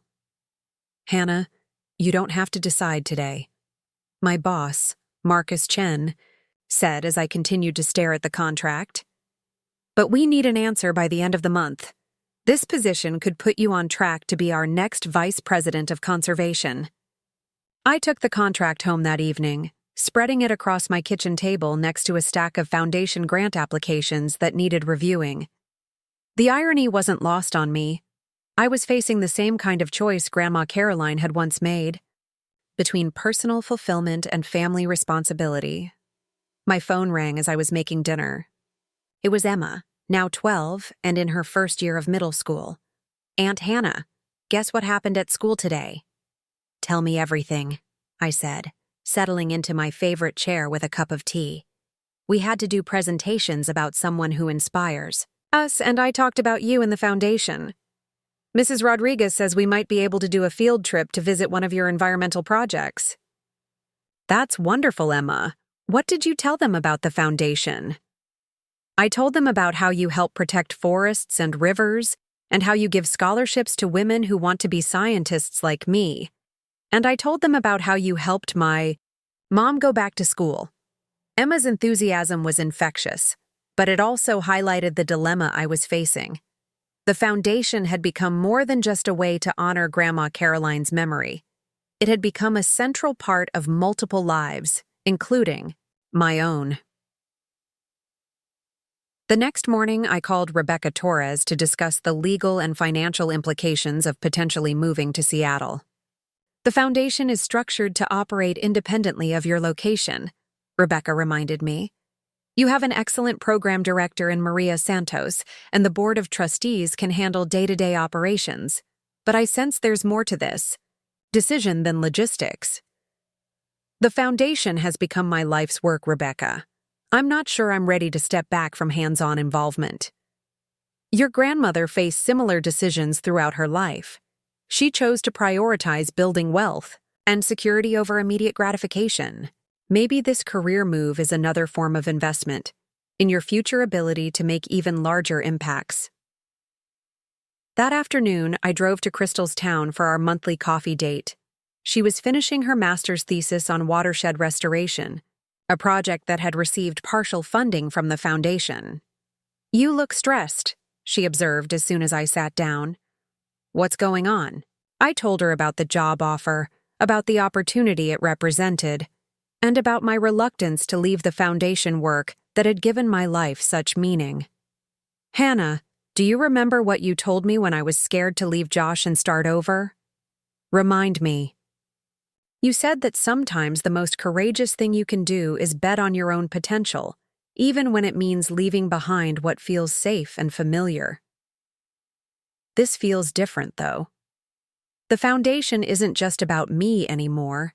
It's supporting projects that matter, scholarships that change lives, and it will continue to do those things whether you're in Portland or Seattle. "But Hannah, this job could give you the platform to influence environmental policy at a scale that individual grants never could." Crystal was right, but the decision still felt overwhelming. I'd spent so many years building a life based on careful planning and security, following the path Grandma Caroline had laid out for me. Taking a job that required constant travel and relocation felt like abandoning everything I'd learned about stability and independence. That weekend, I drove up to what had once been Grandma's house in Millbrook. The new owners had renovated extensively, but they'd kept her garden intact. I sat on the front steps where I'd spent countless summer afternoons, trying to imagine what Grandma would have advised. The answer came to me not as words, but as a memory. I remembered a conversation we'd had when I was 16, frustrated because I'd been accepted to a summer science program, but was reluctant to leave home during a particularly difficult period in Josh's recovery. "Hannah," she'd said, "there's a difference between being responsible to your family and being responsible for your family. You can love people without limiting your own growth to accommodate their problems." The distinction had seemed abstract at the time, but now it crystallized into clarity. I was responsible for the foundation, to ensure it continued operating effectively and serving its mission, but I wasn't responsible for personally managing every detail of its operations for the rest of my life.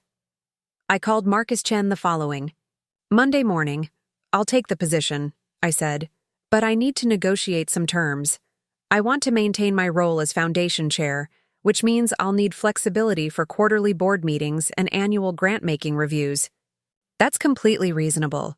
We want you to continue your philanthropic work. It aligns perfectly with our company's environmental mission." The next 3 months were a whirlwind of transition planning.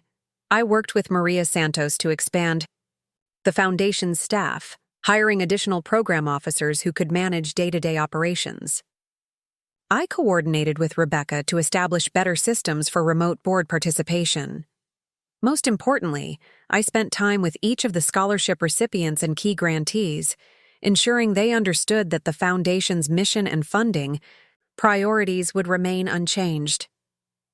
The hardest conversation was with Mom and David, who had grown accustomed to having me nearby for regular visits and family dinners. "Seattle isn't that far," Mom said, trying to sound upbeat. "It's just a few hours' drive." "Mom, I'll be traveling constantly. Some assignments will keep me in remote locations for weeks at a time." "Are you sure this is what you want, Hannah? You've built such a beautiful life here in Portland." It was David who understood the deeper implications. "Sylvia, this is exactly what Caroline would have wanted for Hannah. She's not running away from family. She's running toward the kind of career that will let her make the biggest possible impact. But what if she meets someone in Seattle?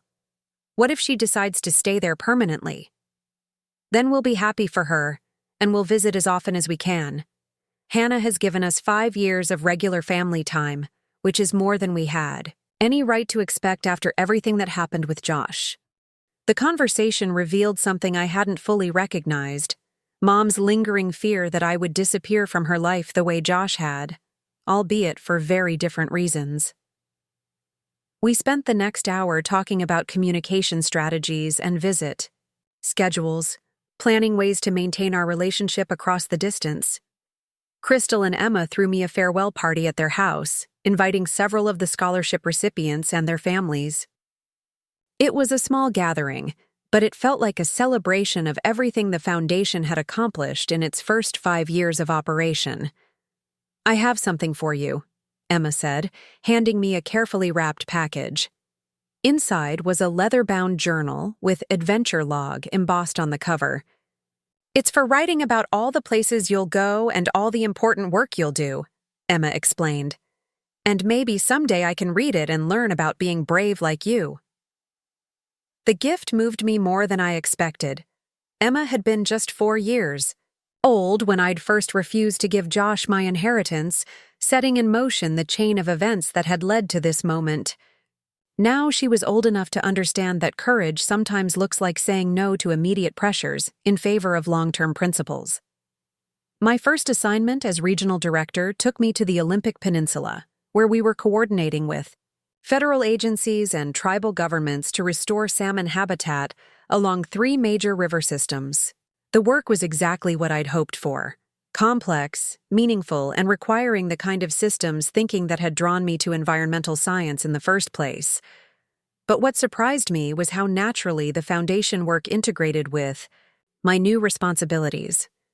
The contacts I'd made through 5 years of grant-making opened doors that might have taken months to unlock otherwise. Conservation organizations we'd funded provided invaluable local knowledge. Scholarship recipients who'd graduated and entered the environmental field became collaborators on new initiatives. Grandma Caroline's investment in my education and independence had created a network of relationships that multiplied the impact of every project I touched. 6 months into the new position, I received a call that brought everything full circle. It was Dr. Martinez, the detective who had called me about Josh's arrest 7 years earlier. "Miss Mitchell, I'm calling with an update on the elder fraud case your stepbrother was involved in. We've been working with federal prosecutors to recover some of the stolen funds, and we've had a breakthrough." "What kind of breakthrough?" "We located several accounts where your stepbrother had deposited money before his arrest. The funds have been sitting in escrow during the appeals process, but the courts have now authorized their return to victims. The total recovery is about $180,000. That's wonderful news for the victims' families. There's more. In going through the financial records, we discovered that your stepbrother had purchased a life insurance policy several years before his death. The beneficiary was originally listed as his wife, Crystal, but he changed it to his daughter, Emma, about a year before he died." My breath caught. "How much?" $250,000. "The insurance company has been trying to locate the beneficiary through their old address in California. I thought you might be able to help us connect with the child's mother." I hung up the phone and immediately called Crystal, who was as shocked as I had been. "He bought life insurance?" she said. "When we were barely able to afford groceries?" "Apparently so, and he made Emma the beneficiary during his final year of life." "Hannah, what am I supposed to do with this? Emma doesn't need the money. She has her education trust, and Marcus and I are both doing well financially. What do you want to do with it?" Crystal was quiet for a long moment. "I want to use it to help other children who are dealing with the aftermath of parental addiction and crime. Kids like Emma were, who need resources to heal and build healthy futures. Within 6 months, we had established the Emma's Future Fund as a subsidiary of the Caroline Mitchell Foundation. The fund provided counseling services, educational support, and emergency assistance to children affected by parental incarceration. It was poetic justice. Josh's final act had been to provide resources that would help other families avoid the trauma his choices had inflicted on his own daughter. TT. Fund's first major grant went to a program that provided art and music therapy to children visiting parents in prison. Emma, now 13 and remarkably wise for her age, had suggested the focus. "Kids need something beautiful to hold on to when everything else feels scary," she told me during one of our video calls. "Art and music make the hard things a little easier to carry." As my second year as regional director began, I realized that every aspect of my life had been shaped by the decision I'd made 7 years earlier to protect my inheritance from Josh's manipulation. That choice had created a cascade of consequences, some painful, some transformative, all necessary. The foundation had distributed over $4 million in grants, supporting environmental conservation, women's education, elder protection, and now, children affected by family trauma. The scholarship program has helped dozens of women pursue careers in science and technology. The environmental projects I was now overseeing would protect ecosystems for generations to come. But perhaps most importantly, our family had learned to function without the constant crisis that had defined us for so many years. Mom and David's marriage was stronger than it had ever been, built on mutual support rather than shared trauma management. Crystal had completed her master's degree and was working as a watershed restoration specialist. Emma was thriving academically and socially, completely free from the chaos that had marked her early childhood. One evening, as I sat in my Seattle apartment reviewing grant applications, I came across a proposal that stopped me cold. It was from a young environmental scientist named Dr. Sarah Chen, no relation to my boss Marcus, who wanted to study the long-term impacts of microplastics on salmon reproduction in Pacific Northwest rivers. The proposal was brilliant, innovative, and exactly the kind of research that could influence environmental policy at the federal level. But what caught my attention was a line in Dr. Chen's biography. This research is inspired by my grandmother, who taught me that the greatest gift we can give future generations is a world that's healthier than the one we inherited. It was a sentiment Grandma Caroline would have embraced completely. She'd understood that real wealth isn't just about accumulating resources. It's about using those resources to create positive change that extends far beyond your own lifetime. I approved. Dr. Chen's grant the next morning, then called Emma to tell her about it. Aunt Hannah, do you think Great-Grandma Caroline knew this would happen? That her money would end up helping save salmon and rivers and stuff? I think she knew that if she taught me to make good decisions, those decisions would create good outcomes for a lot of people. She couldn't have predicted the specific details, but she trusted the process. Like when you wouldn't give Uncle Josh the money, even though everyone was mad at you? Exactly like that, Emma. Sometimes doing the right thing feels wrong in the moment, but it leads to better results in the long run. I'm glad you were brave enough to say no to him. If you hadn't, I might not have the life I have now. Emma's words crystallized something I'd been thinking about for months.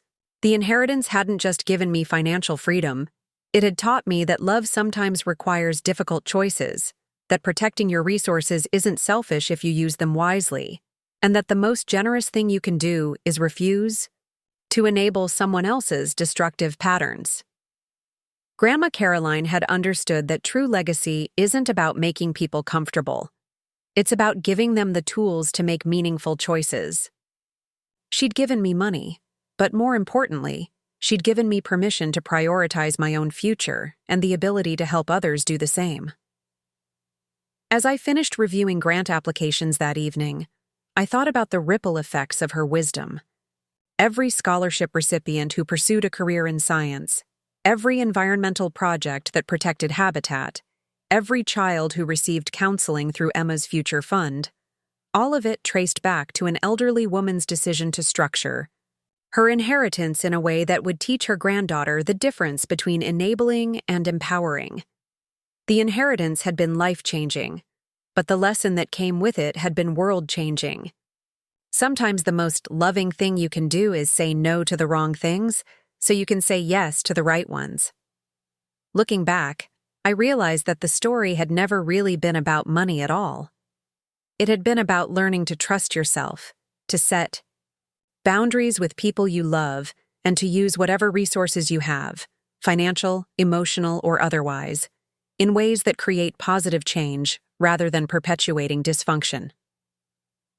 Grandma Caroline had left me more than an inheritance. She'd left me a blueprint for building a life that matters, relationships that nurture rather than drain, and a legacy that extends far beyond any individual family's struggles. 7 years after Mom had asked me to give my inheritance to Josh, I finally understood the full scope of what I'd gained by saying no. 10 years had passed since that graduation day when Mom asked me to sacrifice my future for Josh's latest promise of change. Now, standing on the observation deck of the Seattle Space Needle with Emma beside me, I marveled at how completely our lives had transformed. Emma was 17 now, a senior in high school with early admission to Stanford's environmental engineering program. She'd grown into a remarkable young woman, confident, compassionate, and driven by the same passion for environmental conservation that had shaped my own career. More importantly, she carried none of the emotional scars that had once seemed inevitable given her chaotic early childhood. "Aunt Hannah, can you see your office building from here?" Emma asked, pointing toward the downtown skyline. "That glass tower there," I said, indicating the Morrison Environmental Headquarters, 42nd floor. Though I'm rarely there anymore, most of my work happens in the field. "Tell me again about the project you're working on now." I smiled at her enthusiasm. Emma had inherited her mother's scientific curiosity, but she'd also developed an entrepreneurial spirit that reminded me of Grandma Caroline. We're creating a network of marine protected areas along the entire Pacific coast. If it works, it could serve as a model for ocean conservation worldwide. And the foundation is helping fund it? Part of it, the Caroline Mitchell Foundation, has grown beyond what I ever imagined possible. We're now one of the largest environmental grant-making organizations on the West Coast. What I didn't tell Emma was that the foundation had grown far beyond its original $500,000 endowment. Careful investment, strategic partnerships, and my own continued contributions had built it into a $12 million operation. We now employed 15 full-time staff members and had satellite offices in 3 states. But the numbers, impressive as they were, didn't capture the real impact.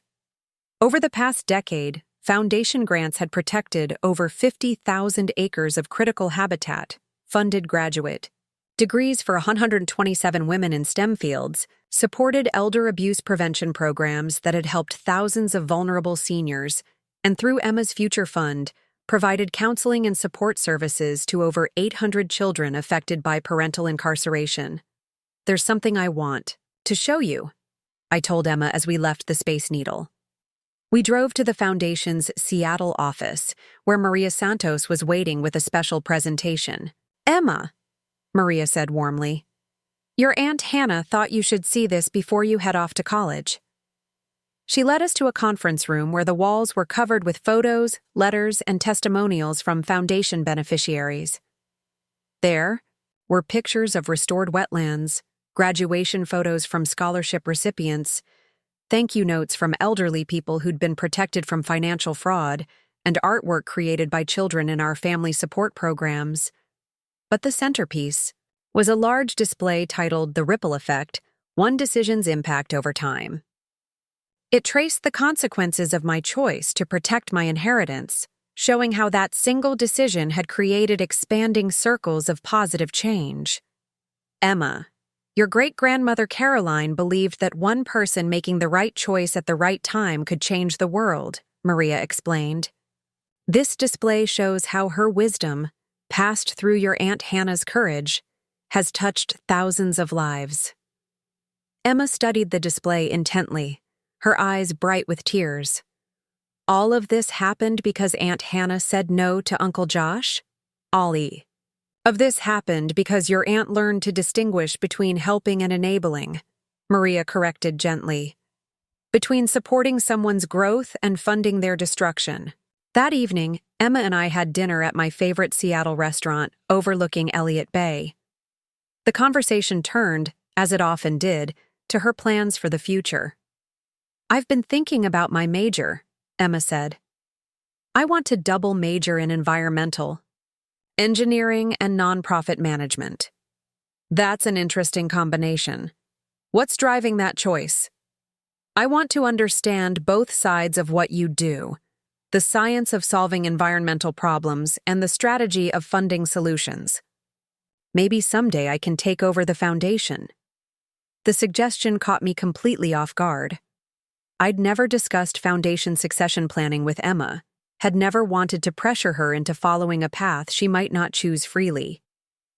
Emma, the foundation will always be there if you want to be involved, but you shouldn't feel obligated. I don't feel obligated, she interrupted. I feel inspired. Great-Grandma Caroline started something that changed our family's life, and thousands of other lives too. I want to be part of continuing that legacy. Her words reminded me of a conversation I'd had with Grandma Caroline during one of our last visits when I was home from college for Christmas break. She'd been working in her garden, even though it was December and nothing was growing. Hannah, she'd said, the most important thing about planting seeds isn't knowing exactly what will grow. It's having faith that if you plant good seeds in good soil, something beautiful will eventually flourish. Emma was proof of that philosophy. Despite the chaos of her early years, despite having a father who'd prioritized his addiction over her well-being, she'd grown into someone who wanted to dedicate her life to helping others. The seeds of resilience and compassion that Crystal, Marcus, and our extended chosen family had planted in her were bearing fruit in ways we never could have predicted. The next morning, I received a call that would test everything our family had learned about boundaries and unconditional love. It was from Patricia Williams, the social worker at Josh's former prison. "Miss Mitchell, I have some unusual news.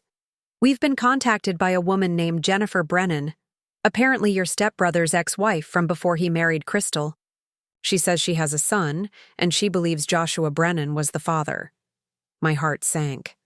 Another complication. Another person affected by Josh's deceptions. How old is the child? 14. His name is Michael. Jennifer says she never pursued child support because Josh disappeared from their lives when the boy was a toddler. But now Michael is asking questions about his father, and she doesn't know what to tell him. Why is she calling now? Josh has been dead for 3 years. She saw the obituary online and realized that her son has half-sisters, Emma, and potentially other children. She's not asking for money, Miss Mitchell. She just wants to know if there's any family who might be willing to have contact with her son. I spent the rest of the day processing this information. Another child. Another consequence of Josh's irresponsible choices. Another family member we'd never known existed. But unlike the chaos Josh's revelations had once created, this news felt manageable. We'd learned how to extend compassion without enabling dysfunction, how to welcome new family members without sacrificing our own stability. I called Crystal first, knowing she'd want to be part of any decision about Emma potentially meeting her half-brother. "Another kid?" Crystal's voice was calm, thoughtful. "How is he doing? Is he okay?" "I don't know yet, but Crystal, you don't have to get involved if you don't want to. Emma is your priority." Hannah, Emma is 17. She's old enough to decide if she wants to meet her half-brother. And honestly, if this boy is struggling with questions about his father, maybe our family can help him process that in healthy ways. We arranged a video call with Jennifer and Michael for the following weekend. Emma, Crystal, Marcus, and I gathered in my Seattle apartment while Jennifer and Michael connected from their home in Phoenix. Michael looked remarkably like Josh had at that age. The same dark hair and expressive eyes, but with a gentleness that Josh had never possessed. He was articulate and mature, clearly raised by a mother who'd prioritized his emotional development over her own resentments. "I don't need to know details about my father's crimes," Michael said directly. "Mom told me he made bad choices that hurt people. But I want to know if he ever talked about me. If he cared that I existed." Emma answered him with a wisdom that amazed me. "Michael, I think our father cared about us as much as he was able to care about anyone.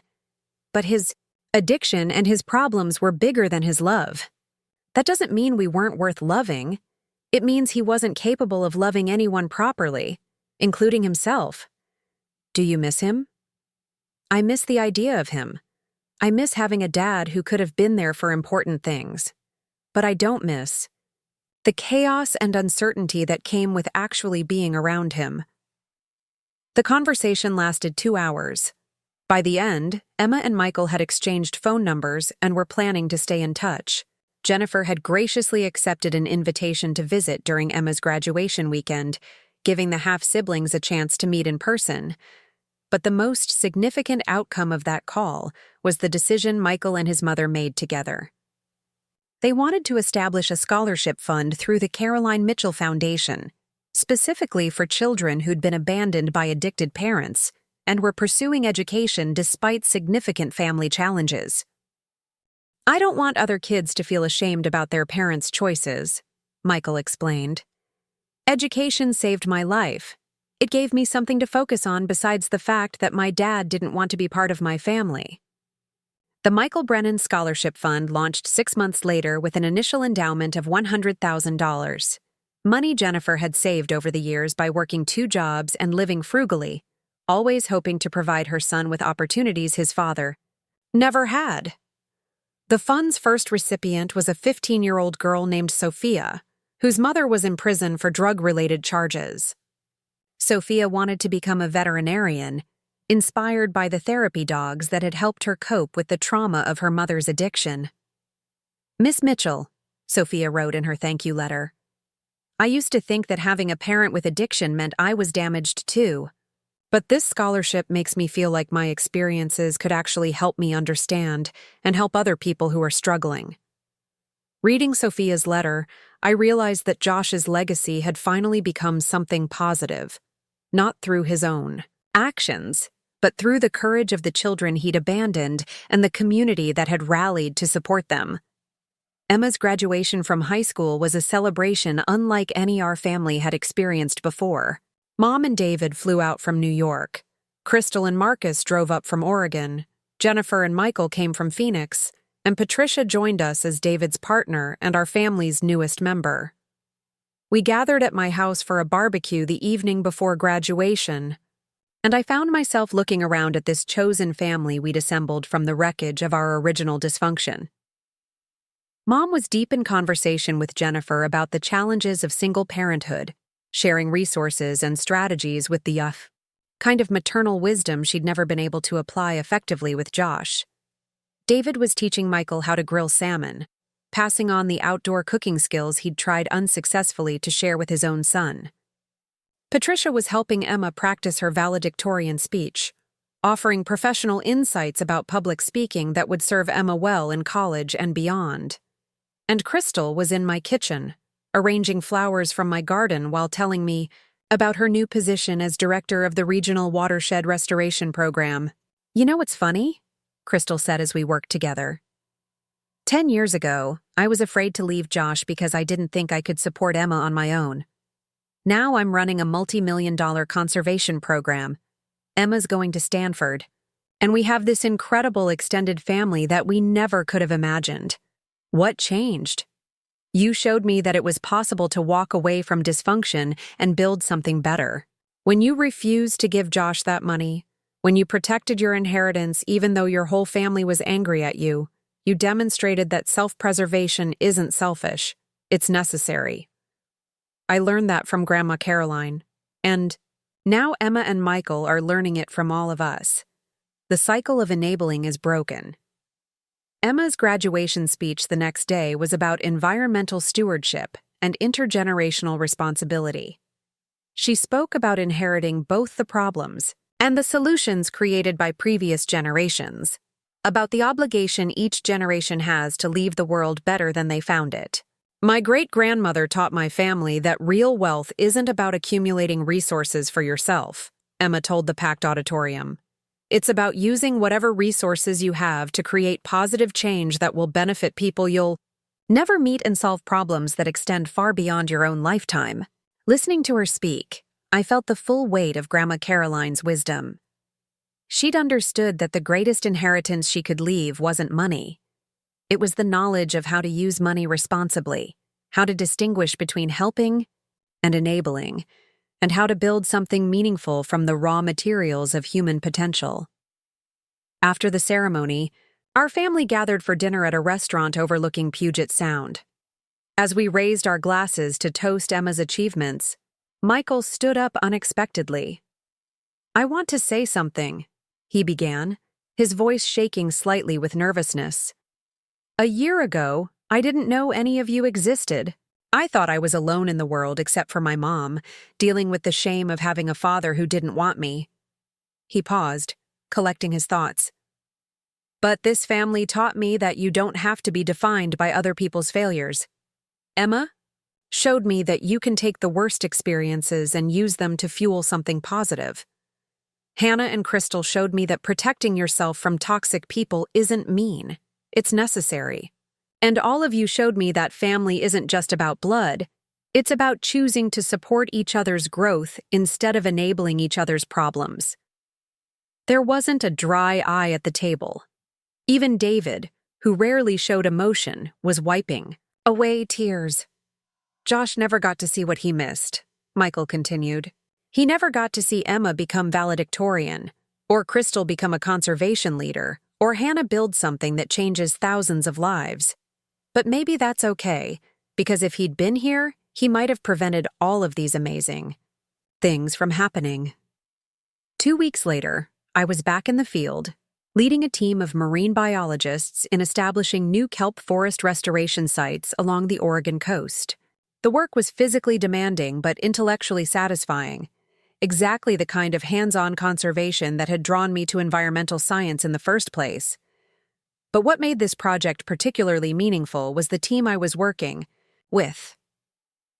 Dr. Sarah Chen, whose microplastics research the Foundation had funded 3 years earlier, was now a respected expert whose work had influenced federal policy on ocean pollution. 2 of our scholarship recipients were part of the research team, applying their graduate degrees to real-world conservation challenges. Even Emma was involved, spending her summer before college as a research intern, collecting data that would inform her senior thesis at Stanford.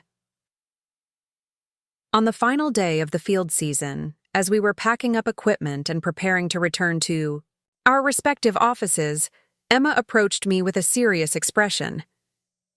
"Aunt Hannah, I've been thinking about something all summer." "What's that?" "I want to change my last name. Legally, I mean. I want to be Emma Mitchell instead of Emma Brennan Rodriguez." The request surprised me.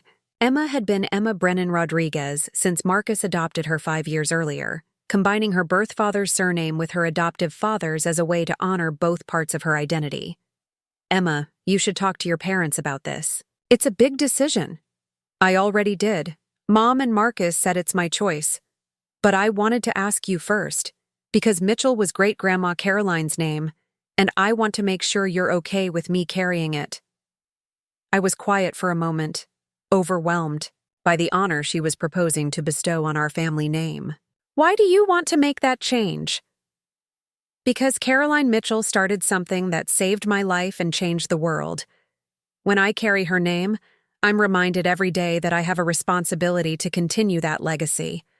I want people to know that I'm part of the family that chose courage over comfort, growth over enabling."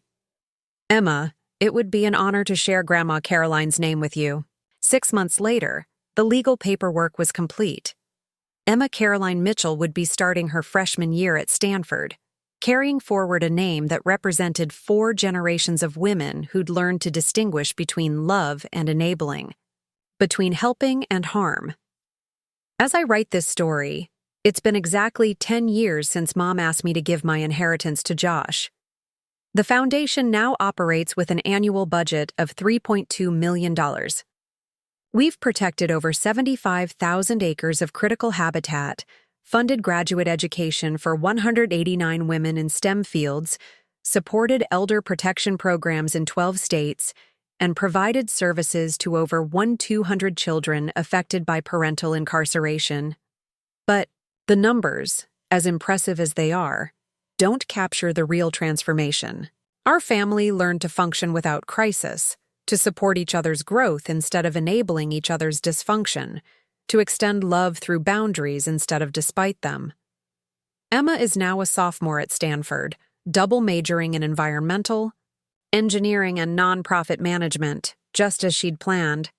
She calls me every Sunday, sharing her excitement about research projects and internship opportunities. Her grades are excellent.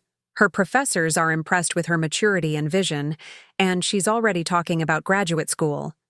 Michael graduated high school as salutatorian and is studying business at Arizona State on a full scholarship. Not from our foundation, but earned through his own academic excellence. He and Emma text regularly, sharing the normal sibling dynamics that neither of them experienced in their early childhoods. Crystal was recently promoted to regional director of watershed restoration for the entire Pacific Northwest. She and Marcus bought a house with enough land for a substantial garden, where they grow vegetables using techniques Grandma Caroline taught me decades ago. Mom and David are thriving in their remarriage, traveling frequently and volunteering with organizations that support families affected by addiction. Mom has become a sought-after speaker at conferences about codependency and family recovery, sharing her journey from enabling to empowering with other parents facing similar struggles. And Josh? Josh remains buried in a small cemetery outside Las Vegas, his grave marked with a simple stone that reads, Joshua David Brennan, 1987-2018, beloved son and father. We visit once a year, not to mourn the man he was, but to remember the lessons his life taught us about the difference between love and enabling. The most profound realization of this entire journey is that Grandma Caroline's gift was never really about money. The inheritance was important, it provided security and opportunity, but the real gift was the wisdom that came with it. She taught me that love doesn't require sacrifice of self, that supporting family doesn't mean funding their destructive choices, and that sometimes the most generous thing you can do is refuse to be generous to people who would waste your generosity. She showed me that real wealth isn't about accumulating resources. It's about using whatever resources you have to create positive change that extends far beyond your own life. Most importantly, she demonstrated that breaking cycles of dysfunction requires courage, consistency, and the willingness to disappoint people who have grown comfortable with your enabling. The inheritance story that began with Mom asking me to sacrifice my future for Josh's promises ended with multiple generations learning to build futures based on wisdom instead of wishful thinking, boundaries instead of boundaryless love, and empowerment instead of enabling. Sometimes the most loving thing you can do is say no to the wrong things so you can say yes to the right ones. Sometimes protecting your own resources is the only way to ensure you'll have something valuable to offer the people who truly deserve your help. And sometimes, the greatest gift you can give future generations isn't money. It's the wisdom to use whatever resources they inherit in ways that create positive change instead of perpetuating problems. Grandma Caroline understood all of this long before I did. Her inheritance wasn't just financial, it was educational, moral, and generational. She gave me the tools to break cycles of dysfunction that had plagued our family for decades, and to build something meaningful from the raw materials of human potential. 10 years later, as I watch Emma prepare for her junior year at Stanford and plan her eventual leadership of the foundation, I finally understand the full scope of what Grandma Caroline accomplished. She didn't just leave me money, she left me a blueprint for changing the world, one wise decision at a time. The story isn't over. Emma will face her own choices about how to use her resources, her education, her influence. Michael will build his own career and family, carrying forward the lessons he learned from our unconventional family structure. Future scholarship recipients will solve problems we can't even imagine yet. But the foundation is solid. Not just the financial foundation of the Caroline Mitchell Foundation, but the moral foundation of understanding that real love requires wisdom, that true generosity requires discernment, and that the most valuable inheritance you can leave is the knowledge of how to make good decisions when the stakes are high and the pressure is intense. That graduation day 10 years ago, when I chose to protect my inheritance instead of enabling Josh's latest scheme, I thought I was just refusing to give away money. I didn't realize I was choosing to break generational patterns of dysfunction, to invest in my own future, and to build something that would benefit thousands of people I'd never meet. Sometimes the most important decisions we make are the ones that feel wrong in the moment but create the space for everything to unfold over time. Sometimes saying no to immediate pressure is how you say yes to long-term potential. Grandma Caroline knew all of this when she structured my inheritance the way she did. She was playing chess while the rest of us were playing checkers, thinking multiple moves ahead and anticipating consequences we couldn't even imagine. Her greatest gift wasn't the money she left me. It was the confidence that I could handle whatever challenges that money might create, and the wisdom to use it in ways that would honor her values while building my own legacy. 10 years later, I can finally say with certainty, I made the right choice. The inheritance changed everything, but not in the way anyone expected. It changed everything by teaching me when not to change everything, when to hold steady in the face of pressure, and when to trust that protecting my own resources was the first step toward using them to help others. That's the real story of the inheritance, not the money itself, but the wisdom that came with it, and the generations of positive change that wisdom continues to create. Looking for more? We've got 2 amazing stories ready for you right on screen. If this one touched you, these are absolutely worth your time. Click to watch them now. And hey, subscribe and hit that bell to never miss our latest uploads.